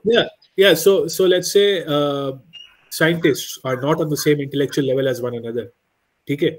somebody has a much better research acumen than the other. So there is really good output from one end, whereas the other end is just lagging behind. Okay. So let's say there are 50 scientists or 50 professors, and उसमें से there are 10 who are really good and 40 who are lagging behind in their output. तो consistency नहीं है.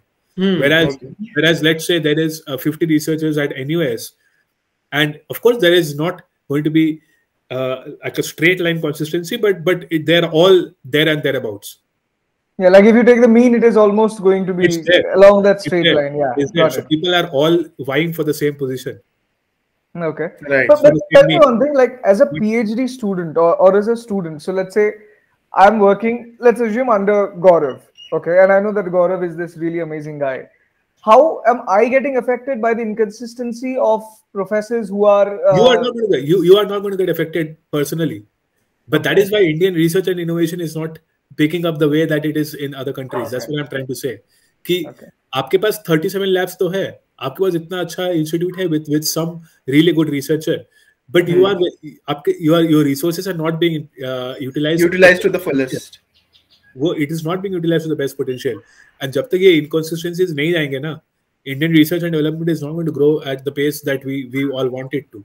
इसका कारण क्या ये भी एक है कि like in India the maximum research is funded by, like unless you're talking about TIFR and certain specific labs of both IIT Madras as well as ISC Bangalore and to some extent IIT DNB. Primarily the chunk of funding, especially for CSIR and all, it comes from the government front, from the grant fund. Whereas I guess in NUS or in any other foreign country, it is more of like private companies funding. देखो there is a lot of competition in India as well. ये भी समझना पड़ेगा कि मतलब everybody is vying for the same sort of positions, and academia में there is this thing that we say that is called publish or perish. ठीक है, you have to publish. आपको results दिखाने ही है, otherwise you are not going to be viable. जैसे ना क्या होता है कि एक hegemony sort of हो जाता है because all the grants are going to some people. बाकी लोग कर नहीं पा रहे. You're not receiving the same sort of funding or support that you need to, and that's something to do with the researcher as well. मतलब you have to be active, you have to get your own grants. There's no two ways about it. But grant का distribution is definitely not even. कहीं जा रहा है, कहीं से पैसा आ रहा है, is going to some one particular place, वहाँ से output आ रहा है, but not everybody is getting the output. Or and it is very difficult for professors also to get these grants. So अगर आपके पास पैसा नहीं है, if you don't have the grant, you don't have the equipment. If you don't have equipment, you don't have output. ठीक है, बस.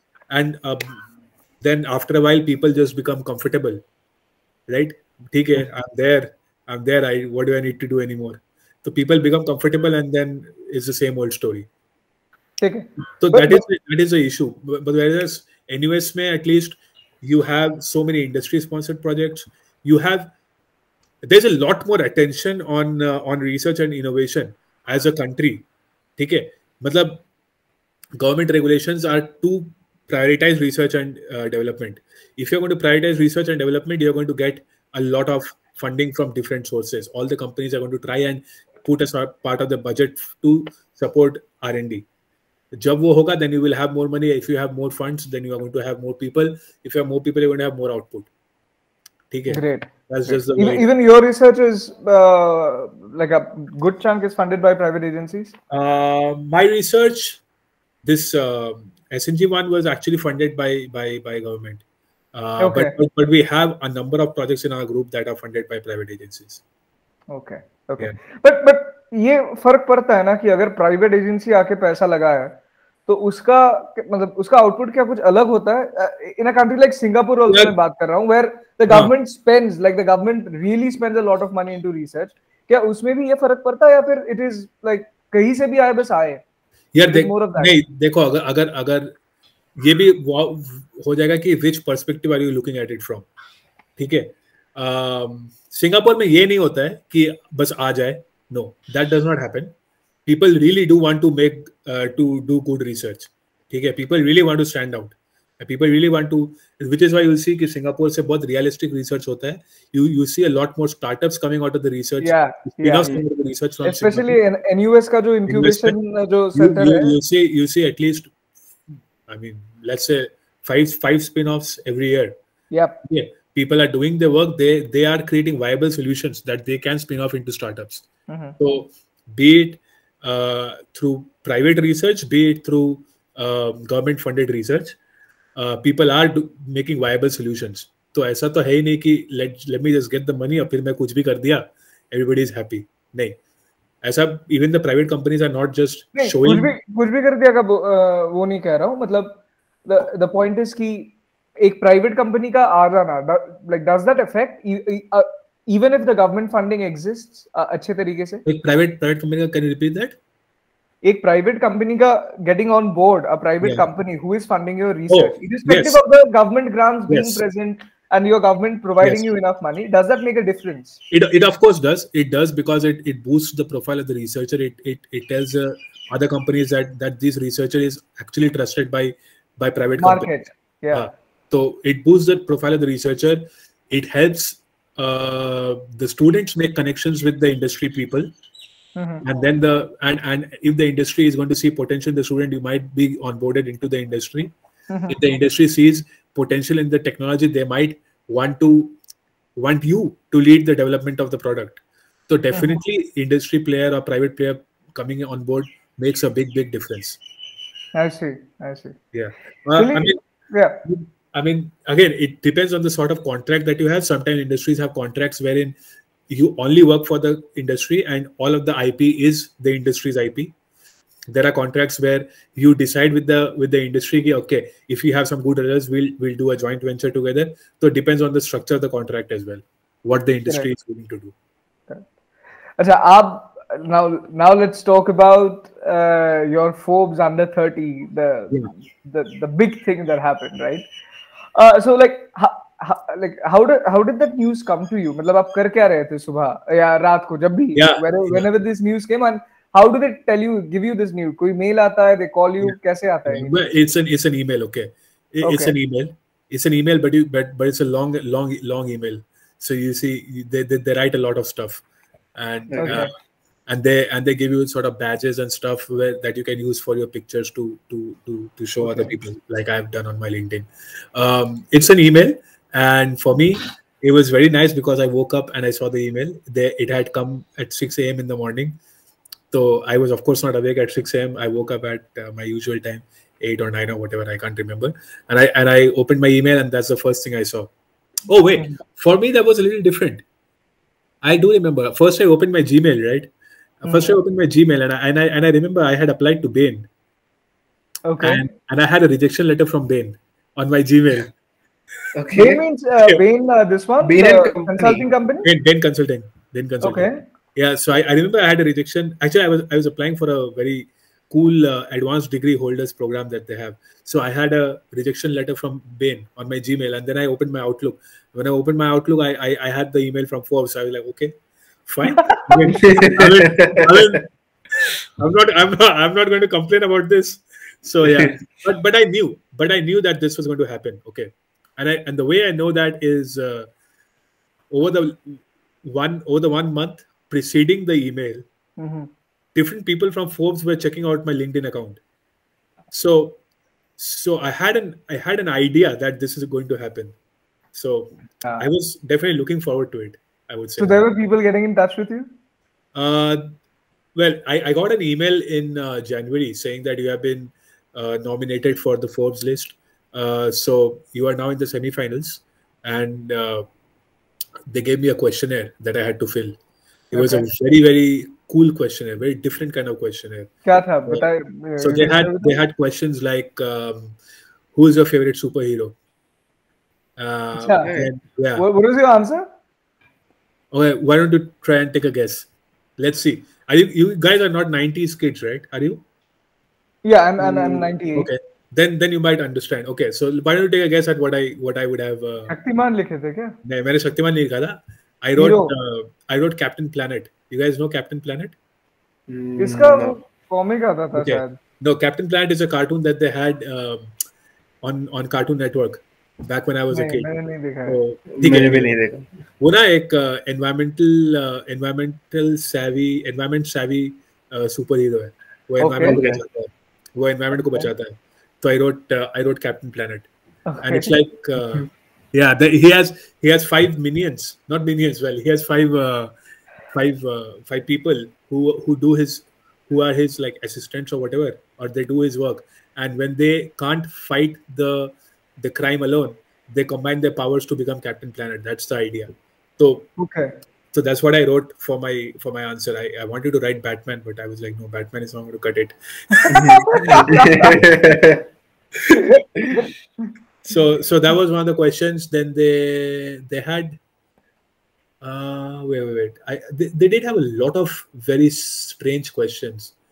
I can't remember the other ones.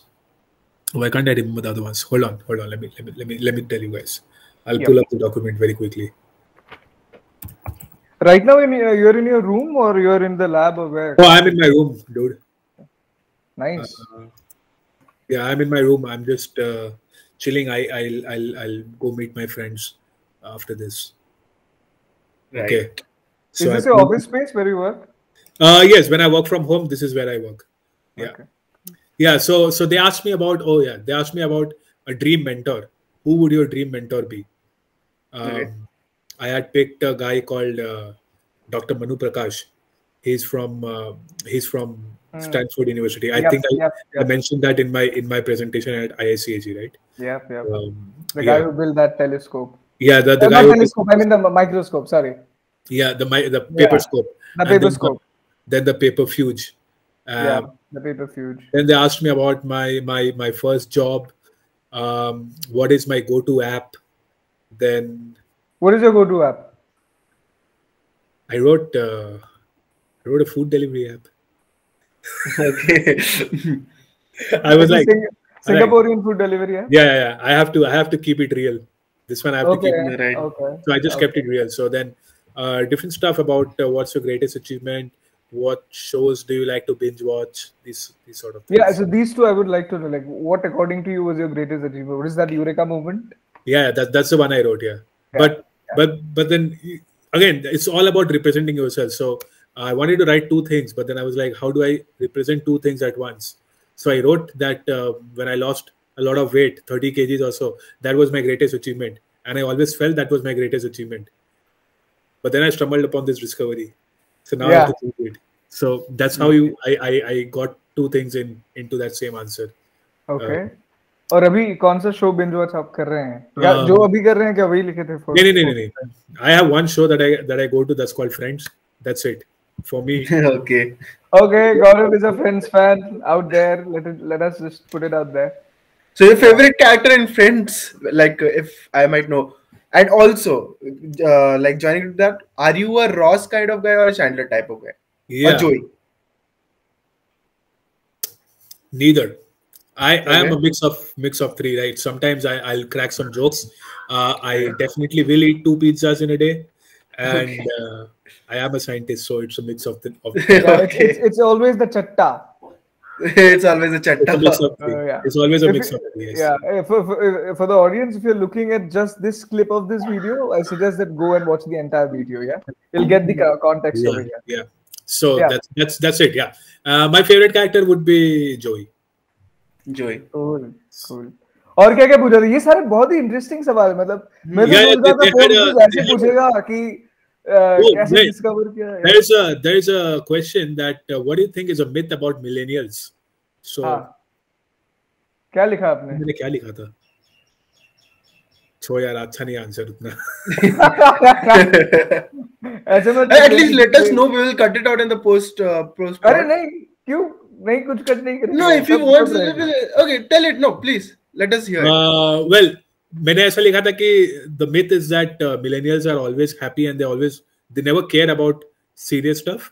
तो मैं ये लिखा था कि behind the garb of social media, जहाँ पे you see all the perfect lives and everything, there is also the very real problems that everybody would face, whether they are millennials or not. So that's. ये तो बड़ा ही सही answer है. अच्छा answer है ये तो.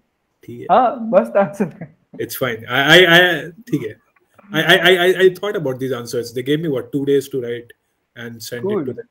Cool. I mean that's really nice. I mean I मेरा तो दिमाग में कुछ और ही चल रहा था. मुझे तो लग रहा था हाँ उसको कुछ ये एकदम details of natural gas इन सब के बारे में शायद कुछ पूछा होगा, but it was nothing. Yeah, so no, they don't ask. They ask about your. They do ask about your bio. They ask about your work. So those are the normal questions. Well, did they ask any questions that I have asked till now? हाँ बोल दो, अगर नहीं भी है तो हाँ बोल दो, मुझे बड़ा मजा आएगा. No, they do ask about your work. They ask about how your work is going to change. How do you think your work is going to change the world? Why do you think this work deserves to be featured on Forbes? And then they ask stuff like, why do you think under 30 is going to be a big deal for you? Or like, why do you think it's going to help you in your career? इसका जवाब आपने क्या बताया? इसका जवाब मैंने ये लिखा था कि यार देखो, जो हम लोग साइंटिफिक सर्कल्स में काम करते हैं, एकेडमिक सर्कल्स में काम करते हैं, वो पूरा एकेडमिक सर्कल ही पेनिट्रेट नहीं करता है. वो सिर्फ आपके फील्ड के लोग पढ़ते हैं, right? So when it is not even able to penetrate the big bubble of academia, पूरे दुनिया में कैसे जाएगा? You know, so this is going to definitely help put the word out there. So ऐसे करके, right. So basically your work should go reach out to the common people, something like science community. Yeah, it should reach out. It should definitely reach out, and people should be able to understand the work, and people should be able to realize the potential of the work. But unless and until these sort of platforms are used, you would not be able to get it out the way that you want to. Cool. And then finally, what else? They asked about what did you not learn in your college that you actually learned after college. So then I wrote about networking and all that, because and honestly, you guys are doing really well in that regard. But during our time, networking was just not a thing. I mean, people didn't know about it. And now that you know this, Saurav, maybe you can put a DP on your LinkedIn. Okay, all right, I'll do it. You gotta put it on LinkedIn, yeah. I've been trying to convince him for now. I mean, how many? Like since December, probably. I've been trying to. He has a job with Goldman Sachs without DP, dude. I think he's doing fine. That's my usual response actually to it. No. But I'll put up a DP. But honestly, I mean, Tunir for sure knows it. But you cannot underestimate the power of LinkedIn. Yeah, right. It's just revolutionized the way people are being hired. People are being hired. People are getting connected. Even at Upgrad. See, I'm hiring at Upgrad. So even there also, like Upgrad campus, even there also, like the main thing is LinkedIn. It turns out to be like it is fast. It is easy. It is very easy to connect. You just need to get into a call, just an interview, and you understand that whether we are on the same page or not. It's so simple. Because कोई मतलब resume में ना आप कुछ भी लिख सकते हो, टू बी वेरी ऑनेस्ट. और मैंने ऐसा कई सारे रेज्यूमे देखे हैं जिनमें मतलब क्या क्या नहीं लिख दिया है, but when the person comes into the interview it's a complete different person. You know, so LinkedIn I guess has made that thing much more easier, the way I see it. I mean it gives you a platform to talk to the people that actually matter. I mean, this so many times your resume will just not be sent to the correct person. And that person, you might be a really good fit for the job, but your resume is not even being viewed. In that entire database, sometimes even the person is not like, you know, there is a huge database that comes. And then you, of course, you cannot be shy. If you are shy, then you are not going to be able to harness the power of LinkedIn. You have to go and put yourself out there, which is true for anything you do in life, right? You have to always put yourself out there. If you don't do that, big risk, big reward. Come on. So, और आपने इसका celebration कैसे किया? Forbes का, like, what did you do? You had a chatta? Yeah, honestly, Forbes का, I did have a drink, but it was again very bittersweet for me because my girlfriend had just left Singapore at the time. Okay. So I didn't really feel like celebrating. Yeah, so I kept it very low. I didn't do a lot. I just I got on my computer and I shared it and spammed all my connections. But yeah, apart from that, I didn't do a lot of. Okay, what did you tell Dr. Linga? Yeah, I messaged him. He was really happy to hear about it. I thanked him, of course. I acknowledged his contribution to the whole journey, and yeah, that's about it. He was also very happy. He shared it in all of his circles as well. So अच्छा एक चीज जानना था कि I mean, I'm pretty sure that it hasn't been a very easy journey in the sense there has been days where you were very low, or there has been days Yeah. which were frustrating. Yeah. So, like, could you tell us a bit about those days? Why at any West? Yes, of course. So whenever I have to speak about these things, I always say that there's one thing that a PhD will prepare you for, if nothing else, and that is it'll tell you, it'll teach you how to persevere. So that's the one takeaway you get from a PhD. Whether you learn any technical stuff or not, I don't know, but you definitely learn how to learn the power of perseverance. So in doing my PhD, I've seen so many rough days, so many frustrating days, and you still persevere to get the results and to get the work done, to publish the papers, to get your PhD degree. That after a while, no challenge seems big enough. It's just the way it happens nowadays. Not a single thing phases me, honestly, guys. Right? Okay, there's a challenge. Fine, let's figure out how to do this. So after a while, you're like, okay, this is nothing. This is nothing compared to what I've been through. So we're going to figure it out anyway. So and when you learn that at a very young age, so what, I was 22 when I started my PhD, and 22 to 26 is, if you learn these things at such a young age, if you learn to overcome the struggle at a very young age, then that helps you throughout your journey. So now I am in such a comfortable space that if someone were to put me back in my PhD shoes right now, I would really struggle. I would have a tough time. But at that time, I was like, yeah, you got to do what you have to do. So let's just figure it out, take care of it, move on, and that's what prepares you for the successes. When you do the hard yards, these things are easy, right? It's all about the mindset and the attitude. Yes, it's all about the mindset. It's all about the mindset. But in general, like every time I'm speaking to a scientist, I end up asking these two questions. The first is, do you meditate? I do not meditate. My dad has gone on and on and on and on about meditating, but I do not meditate. To clear my head, I like to play music. I like to write music. So you play instruments? Yes. Which one? I play tabla and guitar. Oh wow! That's great. So I like. I do play tabla, by the way. Okay, that's great. Bengali guys, of course. Yeah. Yeah, I learned from Pandit Tanmay Bose. Oh wow, that's. And then before that, from Ustad Rashid Khan, I was training in vocals. So okay, where did you learn, by the way, tabla? I learned in Jamshedpur only. Okay. My gharana is Farokhabad? Gandharva. Gandharva. Yeah. Okay. That's cool. So you have a pair of tabla at right now? No, not in Singapore. It's not in Singapore. Here I play my guitar. I write music on my guitar, so I love doing that. So that's one of the things. And if I have to clear my head out then and there, or like vent out some frustration, I like to go to the gym. I like to hit the iron. So these are my two sort of relaxation ideas. Yeah. I don't really meditate. I listen to songs and that's fine. Yeah. Fine for the other question is that, do you believe in God? This is this is my favorite question to any scientist. Dude, did you listen to that slide that I shared when I talked about science and truth? When I probably don't remember. When I was giving my ISCHE presentation. I probably don't remember that. I don't know the answer to that, honestly. On some days I do. On some days I do. On some days I do. On other days I'm like, no, science, truth. I believe in the truth. But on some days I'm like, yeah, God is the truth. So my mind is definitely messed up on this. So you can get that from my response, right? My mind is messed up on this. No, but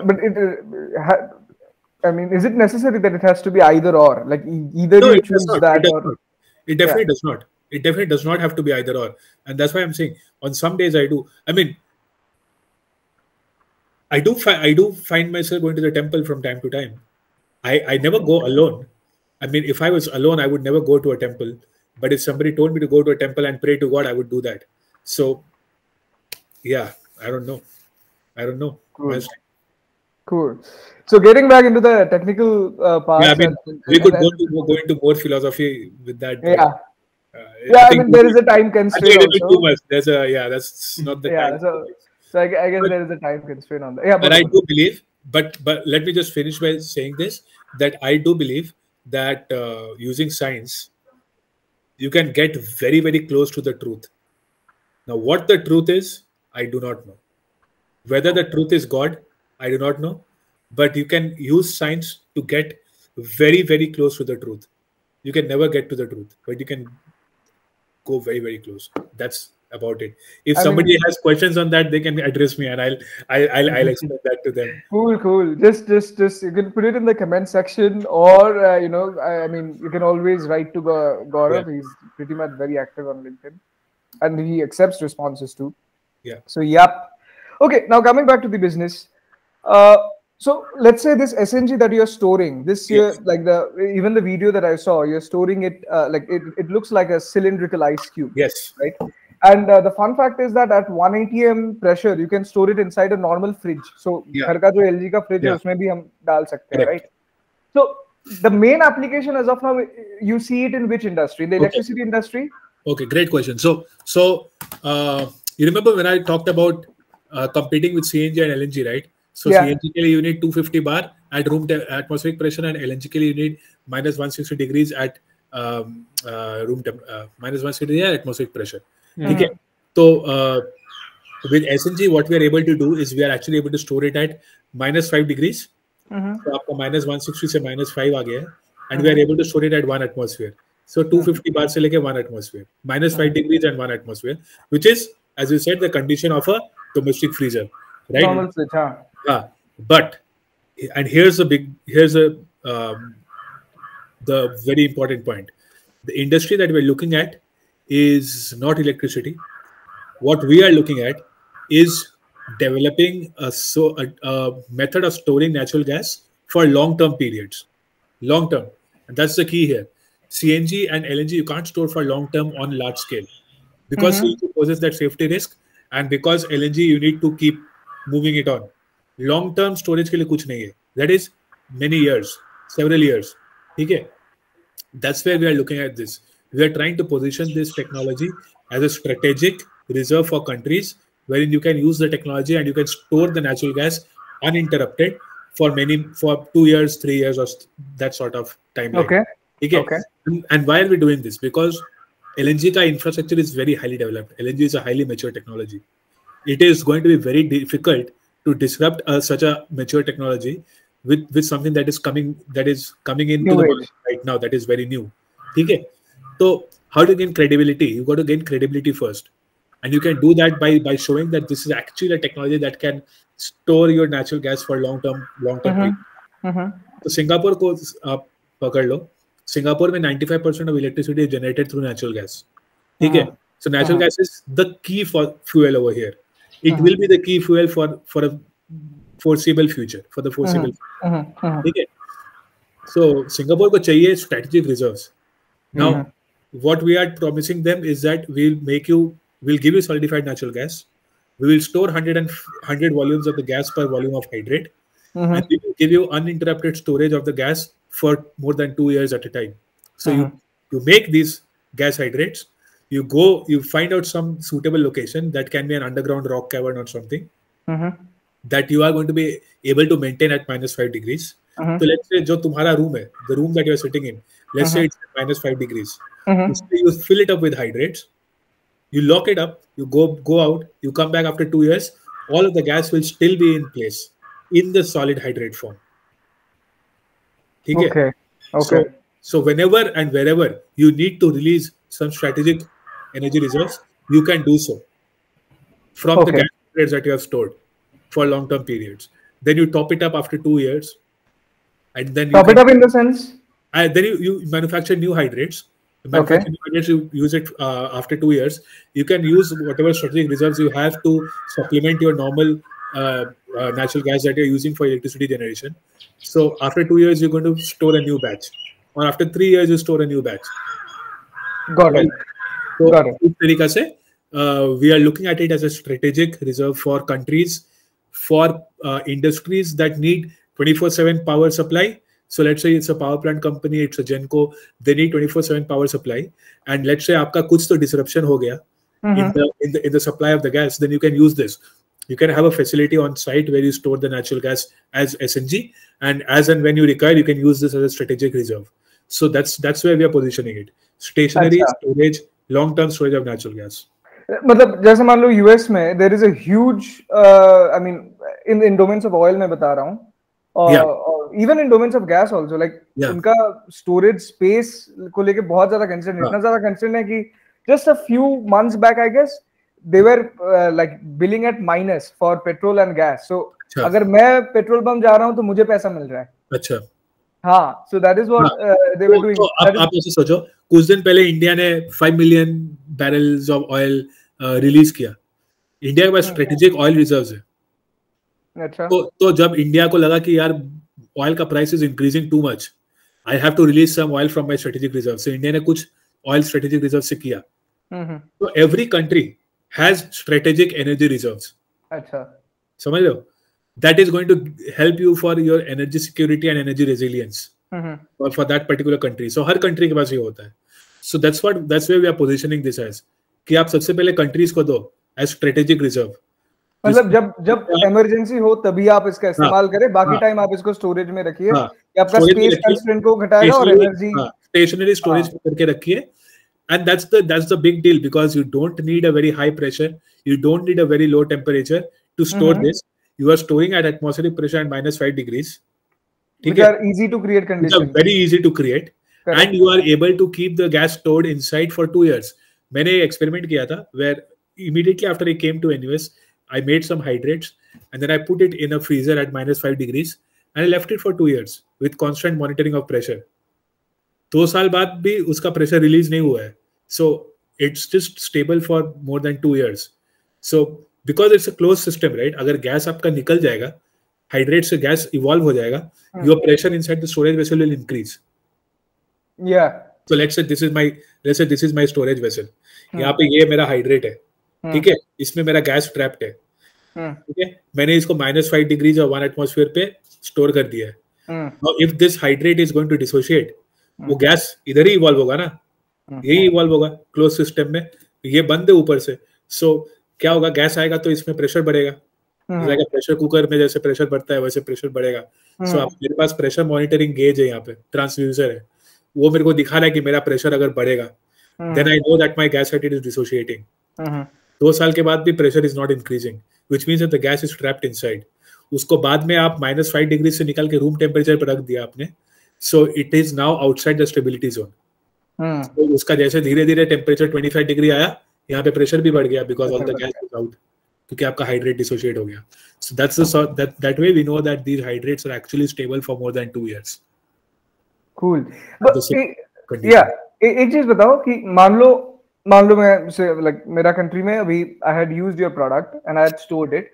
Yeah. Up now there is an emergency where I need to use this natural gas. So how do I take that ice? Like मान लो मैं electricity के लिए बोल रहा हूँ, so I take it and I put it in a furnace, वो जलाता हूँ. So it's very simple. It's a very simple process. How do you get the gas again out of that? Because it's only physical. ये सिर्फ physical reaction है. There is no chemical reaction happening. ठीक है? अच्छा. It is just physically that the water is transforming into a solid product and the gas is going inside. Phase change. It's a phase change reaction in essence. ठीक है? तो अगर आप let's say आपको X pressure और Y temperature पे रखना है, ठीक है, for it to be stable, so all you need to do is increase the temperature. जैसे ही आपने टेम्परेचर इंक्रीज किया, पानी और गैस अलग हो गया. You use the gas for your electricity needs or whatever energy needs you have. You recycle the water back and the water will go back to form hydrate. But ये आप डालते कहाँ हो? कि मतलब ये शायद बहुत सिली क्वेश्चन लगे, बट आपके पास वो क्यूब है, राइट? अभी आप इसका टेम्परेचर अगर इंक्रीज करेंगे तो गैस निकल के आएगा, पानी निकल के आएगा, right? So how you are going to make sure that the gas is not flying away? You're just putting it. So where do you place it? Yeah, that's in a storage vessel, right? You put that in a storage vessel, and the storage vessel is going to double up as your transport equipment or as the beginning of your pipeline. Correct. ठीक है ना? So you just have a leak proof connection and then the gas will flow. वो पानी नीचे आ जाएगा and the gas is पानी नीचे रह जाएगा, then you recycle the water back, right? और वो water will go back for your second run of hydrate formation.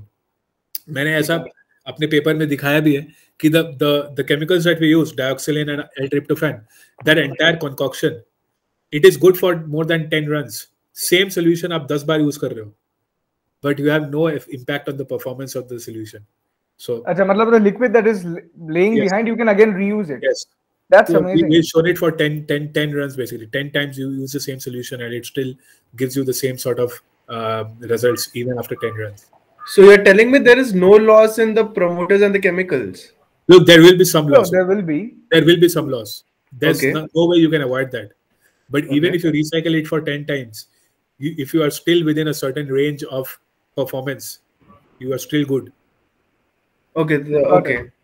So अच्छा, एक चीज मुझे जानना था that in a lab when you are making this gas get inside that hydrate, how do you do that? मतलब अगर बहुत आसान भाषा में if you explain, so like आपके पास gas का storage है क्या? Like how do you do that? I don't know. So in the lab it's very simple. Okay, let's say ये मेरा reactor है, ये मेरा पानी है यहाँ पे, ठीक है, मैंने पानी भर दिया उसमें.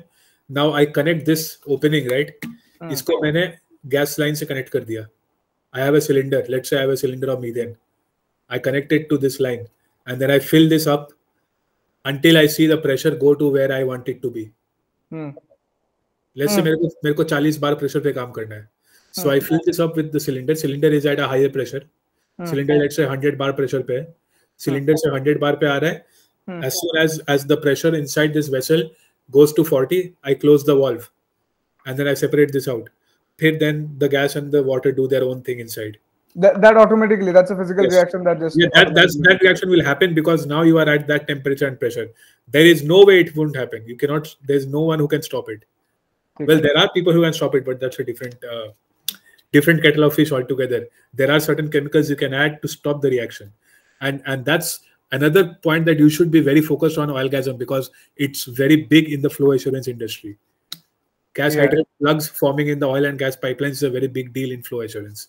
So and it is generally like it harms the flow, right? To the yes, it harms the flow. तो क्या होता है ना, cold countries में, let's say ये pipeline है, यहाँ से मेरा ये जा रहा है, gas hydrocarbon flow हो रहा है, and let's say it's a very cold country, तो वहाँ पे -20 डिग्री या जो भी है, वहाँ पे in the corners especially और कभी-कभी पूरा whole pipeline में ही एक पूरा hydrate का plug बन जाता है.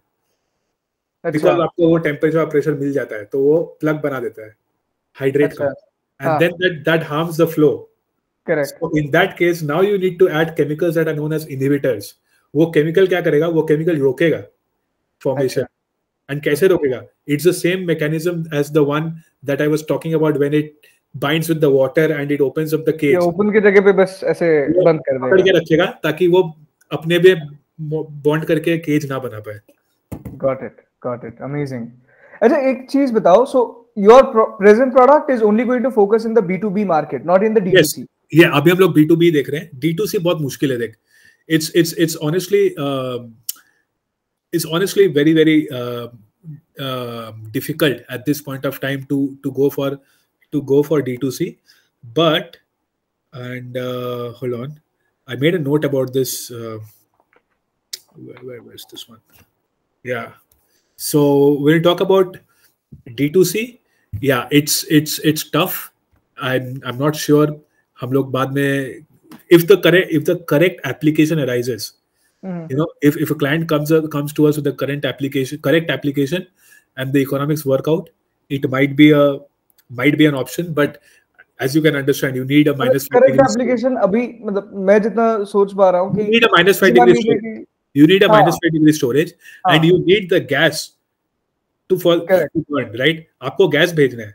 You cannot send the pellets. Correct. So you need to send the gas. So when you are sending the gas, whether to send D2C, your storage system is SNG or CNG. That's the point that you have to see. So let's say. And more importantly, like मैं इसका इस्तेमाल कहाँ करूँगा? Like can I use it in the fueling space or in the? Let's say मेरा एक point है. मेरा एक point A है. Let's say मेरा एक point A है. Let's say एक CNG station है. चलो. Let's say एक CNG station है. CNG station में all the cars are coming to fill up the CNG, right? Now CNG station को जो supply कर रहा है, that storage, is it in the form of CNG or is it in the form of SNG? So the source for the CNG station is where you can use this technique, because the consumer will only get the gas. So but then again, like it is catering again in the B2B market. B2B. For B2B ho gaya, if you are going to petrol, it's B2B only. So it's B2B, yes. The end product is basically gas, so that can't be like gas. It will come. We can't do it like D2C. Sorry, like हम pellets को नहीं बेच सकते. Basically, we can't really send the pellet to the consumer. तो उसका consumer को इस्तेमाल ही नहीं कर पाएगा. वही operation wise भी बहुत difficult हो जाएगा वो. D2C, yeah. Just to put on a lighter note, there is a D2C scope, not with natural gas, but lighter note. Yeah? Don't take this as my technical. As proof of my technical ineptitude or expertise, but I'll just give you an example of D2C with gas hydrates. So as I told you, methane से हम लोग solidified natural gas बनाते हैं. But you remember when we first talked about, I said we made some CO2 hydrates. So let's say मैं CO2 के pellets बना रहा हूँ, small pellets that also look like ice. So you sell that to the food and beverage industry. Okay? You sell that to the food and beverage industry, and you make these sort of portable storage devices jahan pe you can maintain a very small pressure and a very small and a low temperature to keep the pellet stable. The food and beverage industry can actually use CO2 pellets as a sort of fancy ice cube that generates soda in the glass. So when you put it, you put that pellet, you have some, let's say you have a bit of whiskey, and you put the pellet inside. The pellet is going to come in contact with the hot whiskey or the room temperature whiskey, is going to dissociate, is going to add the water, and it's also going to add the effervescence on its own. Yeah, and it's going to make it look like a sexy cocktail. So then that can be an example of D2C. But again, that's just. But I think ये already इस्तेमाल हो रहा है, right? I mean, in all the. ये नहीं हो रहा. They use liquid nitrogen. They use dry gas, which is solid CO2. But CO2 hydrates नहीं use होते. अच्छा. Coming to CO2 hydrates, can this hydrate technology be used for carbon capture technology too? Of course it does, and that's the idea that I had when I talked about that pumistone. Right? Of course it does. It can not only be used for carbon sequestration, it can also be used for carbon capture from mixed gas streams. So let's say तुम्हारा fuel gas है या flue gas है. Fuel gas क्या होता है? CO2H2. तो आपके blast furnace में जा रहा है. या फिर flue gas है CO2N2. मैंने क्या बोला था तुम लोगों को कि there is a rule of thumb कि जितना बड़ा molecule है उतना कम pressure चाहिए उसको. हाँ. Correct? अभी मेरा CO2 और N2 या CO2H2 में कौन सा बड़ा molecule है? CO2. Right? तो आपको अगर CO2 और H2 का गैस मिक्सचर है, हाइड्रोजन को ज्यादा प्रेशर चाहिए टू फॉर्म हाइड्रेट, CO2 को कम प्रेशर चाहिए to form hydrate. I go to a pressure that is in between the requirement for hydrogen and CO2. So let's say CO2 यहाँ है, hydrogen यहाँ है, मैं इस प्रेशर में अपना गैस इनपुट करता हूँ, तो इस प्रेशर में सिर्फ CO2 अंदर जाएगा, हाइड्रोजन नहीं जाएगा, because hydrogen will not stabilize the cage. समझ रहे हो? तो जो तुम्हारा प्रोडक्ट बनेगा, सॉलिड प्रोडक्ट बनेगा, उसमें सिर्फ CO2 रहेगा, और जो तुम्हारा ऊपर में गैस बच जाएगा, that will be hydrogen rich. So in that way, you use gas hydrate technology to separate two gases. But इसमें again, like I have this complete layman सवाल कि ये CO2 और H2 जो हम लोग लेंगे, ये कहाँ से लेंगे? Like जैसे मान लो तुम्हारे पास एक जैसे जब तुम नेचुरल गैस हाइड्रेट कोई भी पॉइंट सोर्स पावर प्लांट से अगर आ रहा है ना, then कोई भी पॉइंट सोर्स combustion हो रहा है, combustion होके you have CO2 and H2. These are byproducts. So you are going to use that byproduct. उसमें से you are going to use the sequester the CO2 or capture the CO2. H2 you can use for any sort of further energy as a further energy source, clean energy source. इसका कोई कारण है कि अभी तक इसका बहुत ज्यादा इस्तेमाल हम नहीं देखते? हम लोग बहुत ज्यादा सुनते हैं इसके बारे में, लाइक वाइस का बहुत ज्यादा डॉक्यूमेंट्रीज है, मैं उस दिन बीबीसी का भी एक डॉक्यूमेंट्री देख रहा था.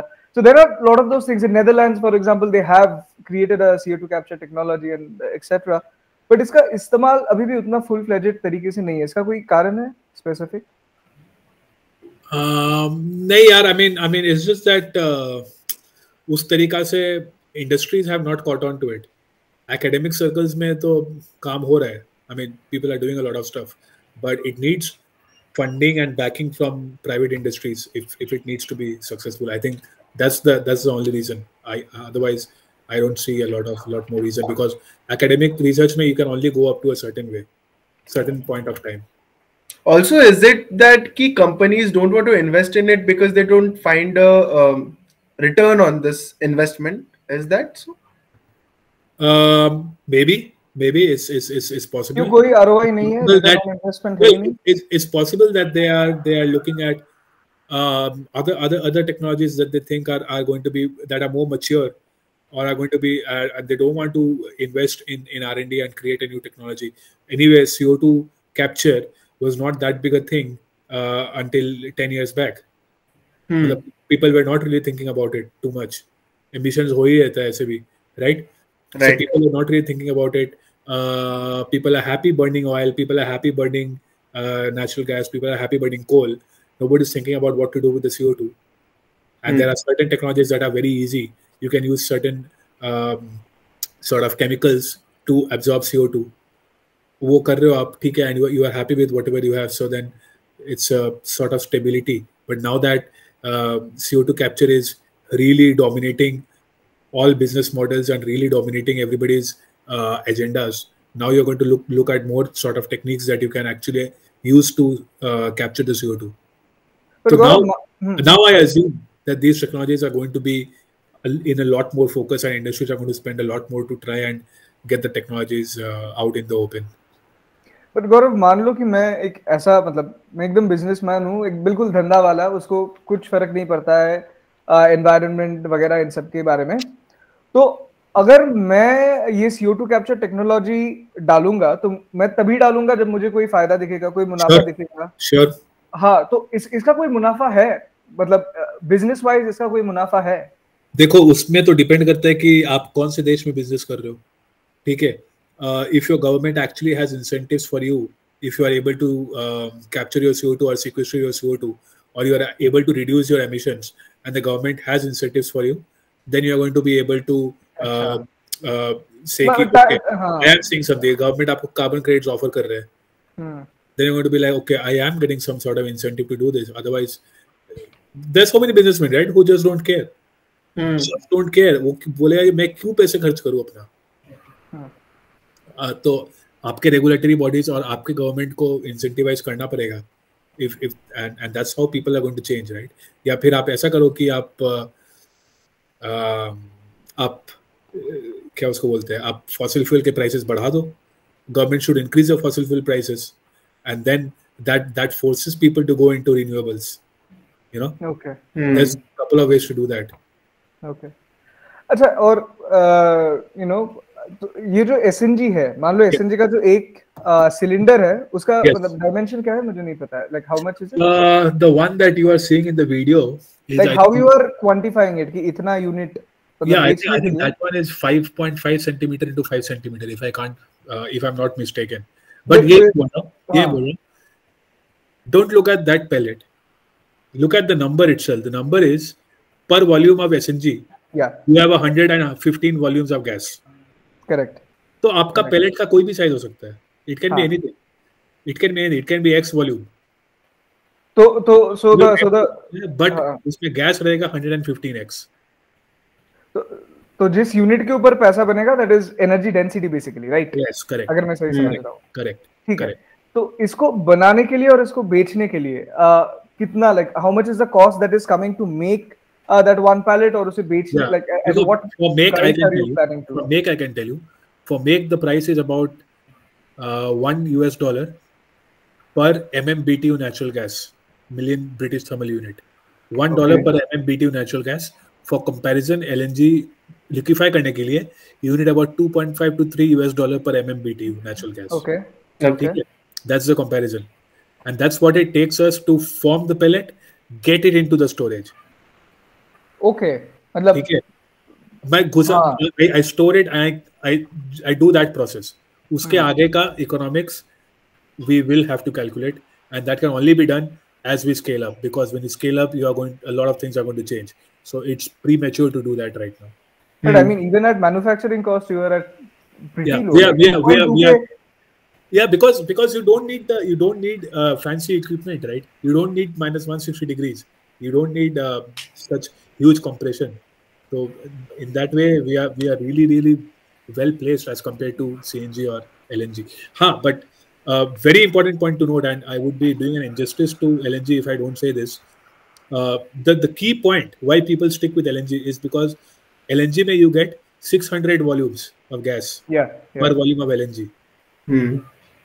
Whereas हमारे प्रोसेस में the maximum you can get is 115. तो आपका 1/4 वॉल्यूम है. 1/4 वॉल्यूम है, which means you need lot more space to store SNG as compared to LNG. ठीक है, but वही trade off है. You don't need minus 160 degrees. You don't need minus 160 degrees. You don't need the cost of liquefaction. But at the end of the day, you're going to need 4 times the space as compared to LNG. To create SNG, what is the pressure that you are imparting? Depends. We can make SNG at 30 bar, 40 bar, or 70 bar. When we talk about the 12-minute mark, we are doing it at 10 degrees. 10 degrees and 70 bar. Still, it's pretty good. It's pretty good. I mean, compared to LNG का pressure के हिसाब से देखेंगे और अगर it's pretty good. If for comparison you need a pressure and temperature, or what pressure and temperature you need under the seabed में you need 4 degrees usually. 4 degrees, maybe even less than that, depending on which part of the world you are in.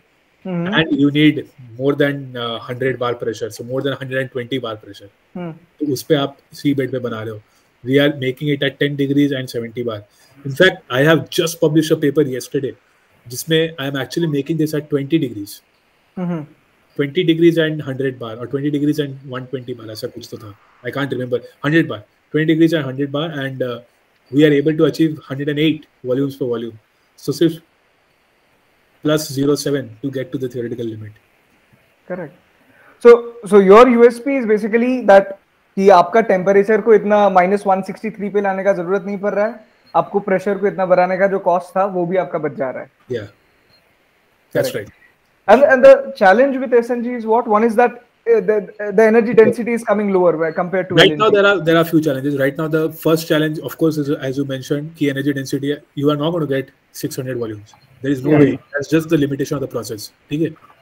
I think we are at 108 बोला ना मैंने. I think maybe it's 102. I can't remember exactly. Okay. It's almost. But yeah, we are there. So 115 है वो. And then now what we need is the expertise to develop a large scale process. Automation चाहिए, industrial scale automation चाहिए. You need the people who. I'm sorry, guys. Cool. Okay. You can take that if you want to pause for a moment. I'll just tell them that. We'll call them back. Yeah. Let's get this done. Yeah. So now we are at a stage. Do you guys know about technology readiness ladder for TRLs, technology readiness levels for technologies? नहीं, मुझे कोई idea नहीं है. So let me just give you a brief about that. तो क्या होता है कि कोई भी टेक्नोलॉजी अगर आप बना रहे हो, it has to go through a process of development, and that is called your technology readiness level ladder, TRL ladder. ठीक है, TRL ladder से क्या होता है? It gives an indication of where the technology is or where the maturity of the technology is. For example, TRL3 अगर है, TRL3 means आपका lab scale validation हो गया है, 2 में experimental proof of concept हो गया है, TRL4 में कुछ और है ऐसा, whatever you want it to be.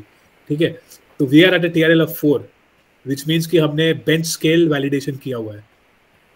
ठीक है, bench scale, it is bigger than lab scale but less smaller than pilot scale. Bench scale validation किया हुआ है. Now we need the funds to go to pilot scale, and once we are at pilot scale, we need to do the final commercial refinement, and we need to test it in the working environment. So let's say मेरा एक client है, मेरे को client के site पे setup करना है. So I need to go to the client site. I need to do a working prototype at the client site, and that's when my technology is ready to be launched commercially.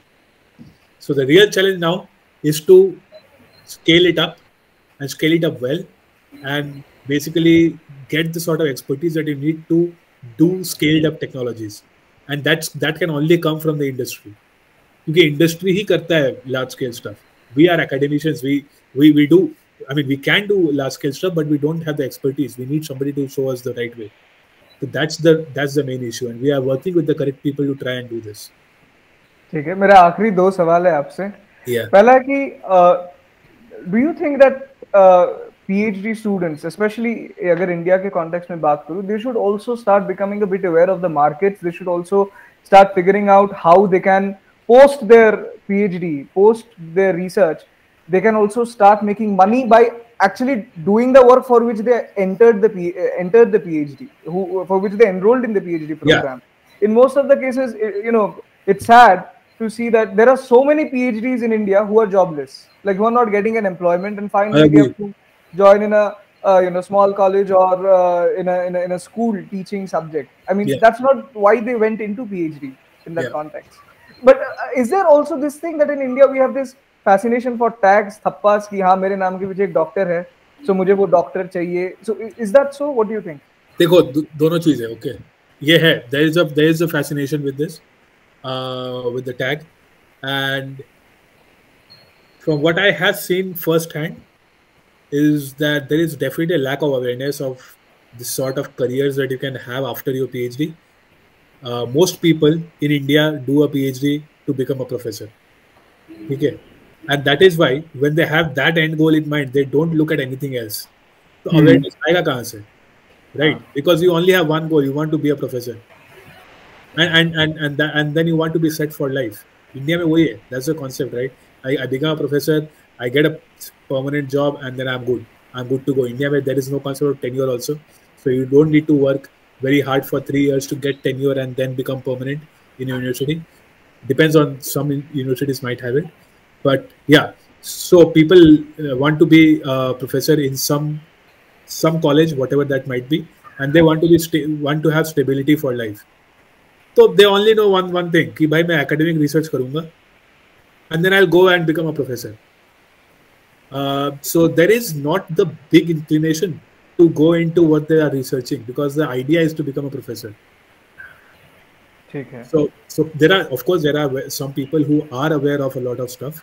Even in my PhD, I did encounter such people who knew that PhDs can make it big in consulting, who knew that PhDs can go into industrial research, who knew that PhDs can basically go into market research, because research is a skill that you develop. You know how to write, you know how to research. So it can't need to be just academic research. You can go and work at a Wood Mackenzie, or you can go and you can work at a McKinsey that makes reports on natural gas, for example, right? Forecast on natural gas. You can just go and do that. So and you'll be well paid for it. So now, of course, there needs to be education and awareness about all these topics, but I think that universities should also include these things in their curriculum for PhDs. And PhDs need to be aware of what sort of paths you can take, or how to leverage your talents to the for your own benefit. पहला सवाल पूछना चाहिए जब भी कोई PhD के लिए interview दे रहा है कि क्यों करना है PhD और PhD के बाद क्या करना है, वो जरूर पूछना चाहिए. That's a good thing. Yeah, that's definitely a good way to go about it. And I'm sure that most people wouldn't know. Had they asked me this in 2013, I don't know what I would have answered. Okay. So, and my final concluding question is, what are your thoughts on the ever increasing cost of our oil prices in India? ये तो कभी खत्म ही नहीं हो रहा है. 100 रुपए century भी पार कर गए हम. Yeah, we touched upon that, right? हमने touch कर लिया ना उस पे कि it's not a very straightforward equation. It's not straight line equation. Y equal to mx plus c नहीं हो रहा इधर. You have center levies, you have excise duty, you have state levies. There are actually no price आ जाना चाहिए somewhere around. And you touched upon the GST thing, right? कि we're not charging GST on this. So direct revenue source for center or for state, one of the biggest thing is energy, oil and natural gas. तो आप oil पे excise लगा रहे हो, आप oil पे duty लगा रहे हो, and वो public is paying for that, right? And the price of crude is going to be the same for everybody, right? India में जो आ रहा है is going to be the same for other places as well. There might be little disruptions due to transport and all, but this is one of the biggest revenue streams for the government, and that's why that's a harsh reality that we are faced with. And I don't think unless and until regulatory practices change, there's not a lot we can do about it. Well, I mean, if you give me a chance, I'll rant about the taxation policies. Yeah. For the next 1 hour. I can understand that this is one क्योंकि of मेरे पास अभी जो salary भी आता है वो भी मेरे देखने से पहले ही कट के आ जाता है. Yeah. I can imagine that. उसके ऊपर हर एक चीज में GST. Thankfully, the salary I had when I was in India was really not enough for me to pay any taxes. So. Cool. I mean that is what.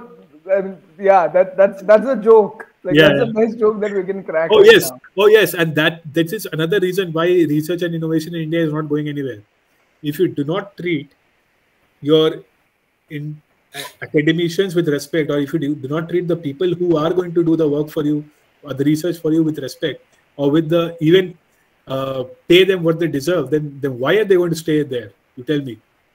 हाँ, मतलब मान लो एक पूरा स्ट्रेनस ऑफिस वीक के बाद कहीं पे दारू पीने का मन हुआ, उधर भी टैक्स देना पड़ रहा है मुझे. You tell me why? I mean the pay disparity in researchers in India and the rest of the world is just so stark. So stark. अभी देखो मैंने भी तो PhD इंडिया में किया ना. But I didn't stay, right? So मतलब क्या है? What's the point? Right? I would have liked to do a lot of. I would have liked this technology to have come from India, right? अगर essential technology India से आता, that would have been a great thing for us, and we could have positioned ourselves in such a brilliant way. India में you are getting a unicorn every 2-3 weeks or whatever. Yep. So I mean, companies would come running to the government for to fund these sort of projects had it emerged from India, but that's just the harsh reality that you are not able to retain your talent. But इसका वो unicorn जो बन रहा है, that is credit less to the government and more to the private agencies. I agree. Because they are the ones who are primarily funding it. I do agree about that. So वो almost कोई भी मतलब कोई भी ले लो, upgrade ले लो, credit ले लो, कोई भी government से funding नहीं होता है. When I said about the government, I meant if deep tech technology comes out from your country that has the potential to be one of the bigger things in the future and has a potential to impact all of the world, right?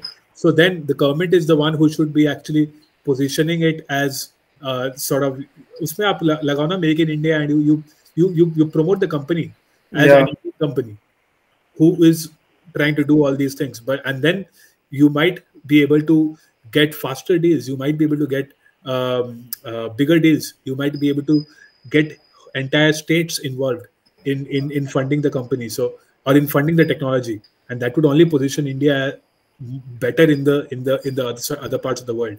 That's what I tried to say. I didn't mean that the government is going to be the one pushing all of the unicorns or the companies, but I mean with the startup culture coming in, and almost I think after this show Shark Tank, at least I guess there will be a lot of change. I mean, let me tell you guys one thing. So, the natural gas resources that we're talking about, right, that occur naturally. So these resources, the country that has the most amount of these resources or the best resources or the most dense and the most recoverable resources as natural gas hydrates, which country has that? Is it India? It's India. I always think that India is not blessed with enough crude and enough natural gas. But India has natural gas hydrates. And if Indian government were bold enough or brave enough or decided to invest enough, it could get all the natural gas that it wanted for itself and for the rest of the world. But we are not going anywhere. I have spent 8 years myself in this field, and the situation is the same today as it was 8 years ago.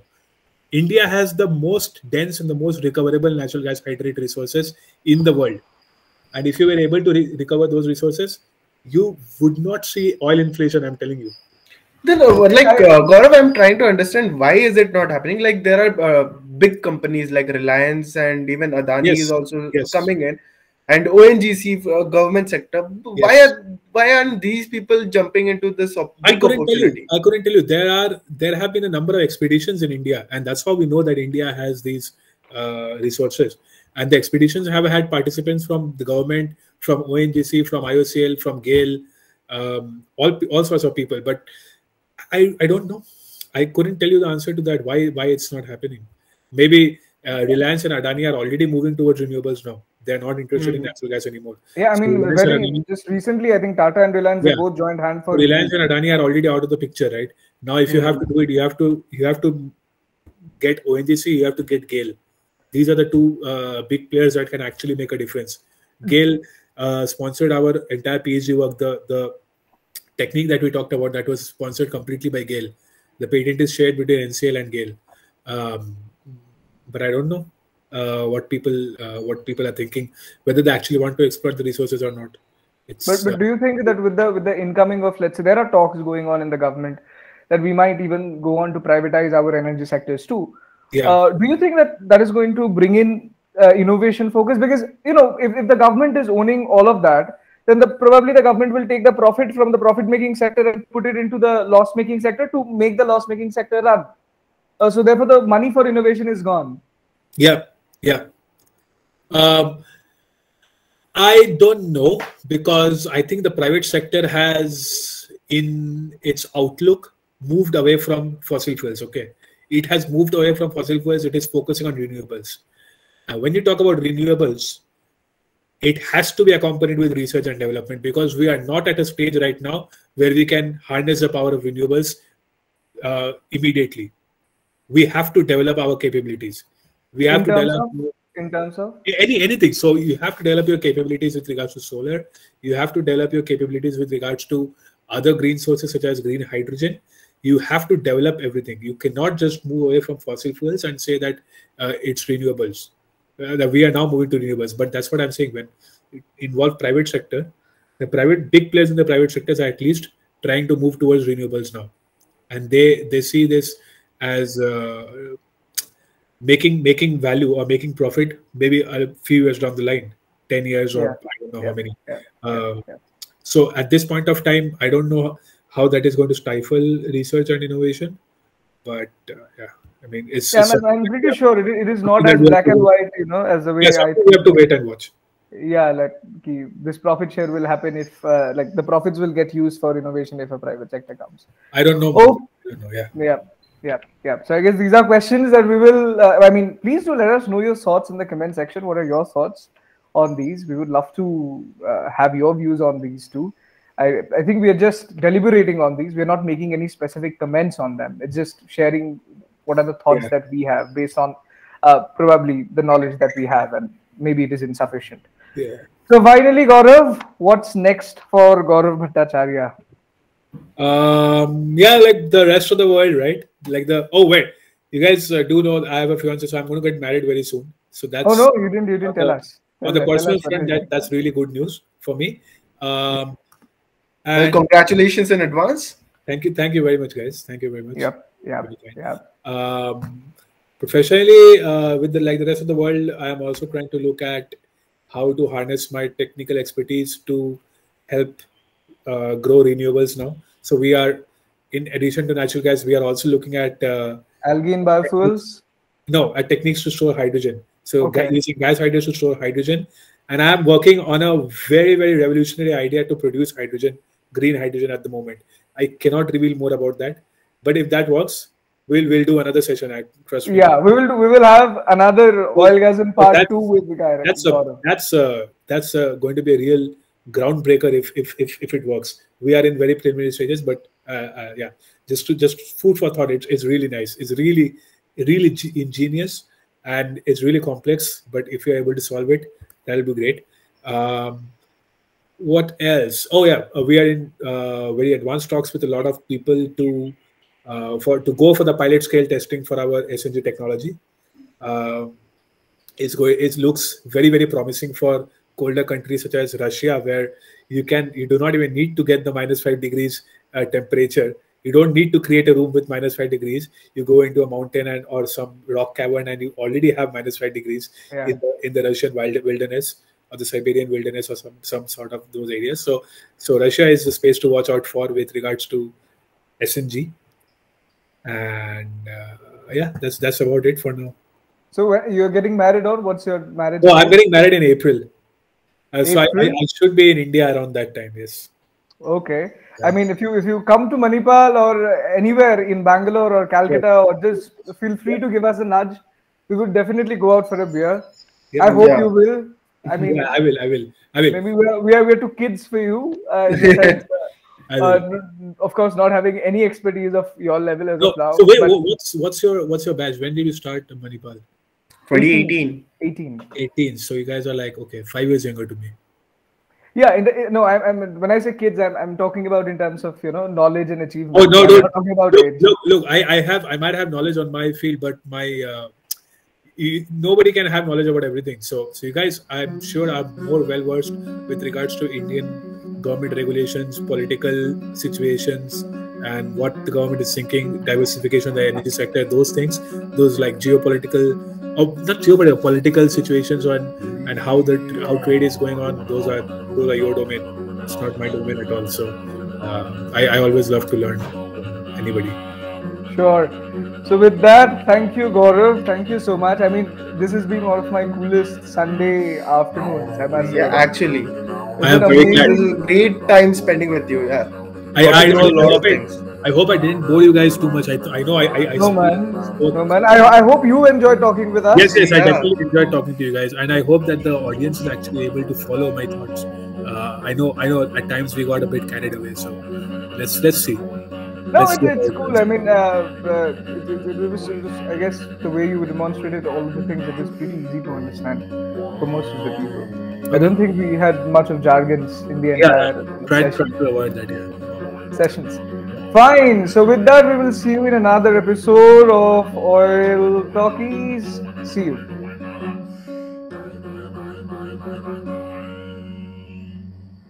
This was Dr. Gaurav Bhattacharjee. I'm signing off, and please do remember to subscribe to Oilgasm and share this video with your friends and your colleagues.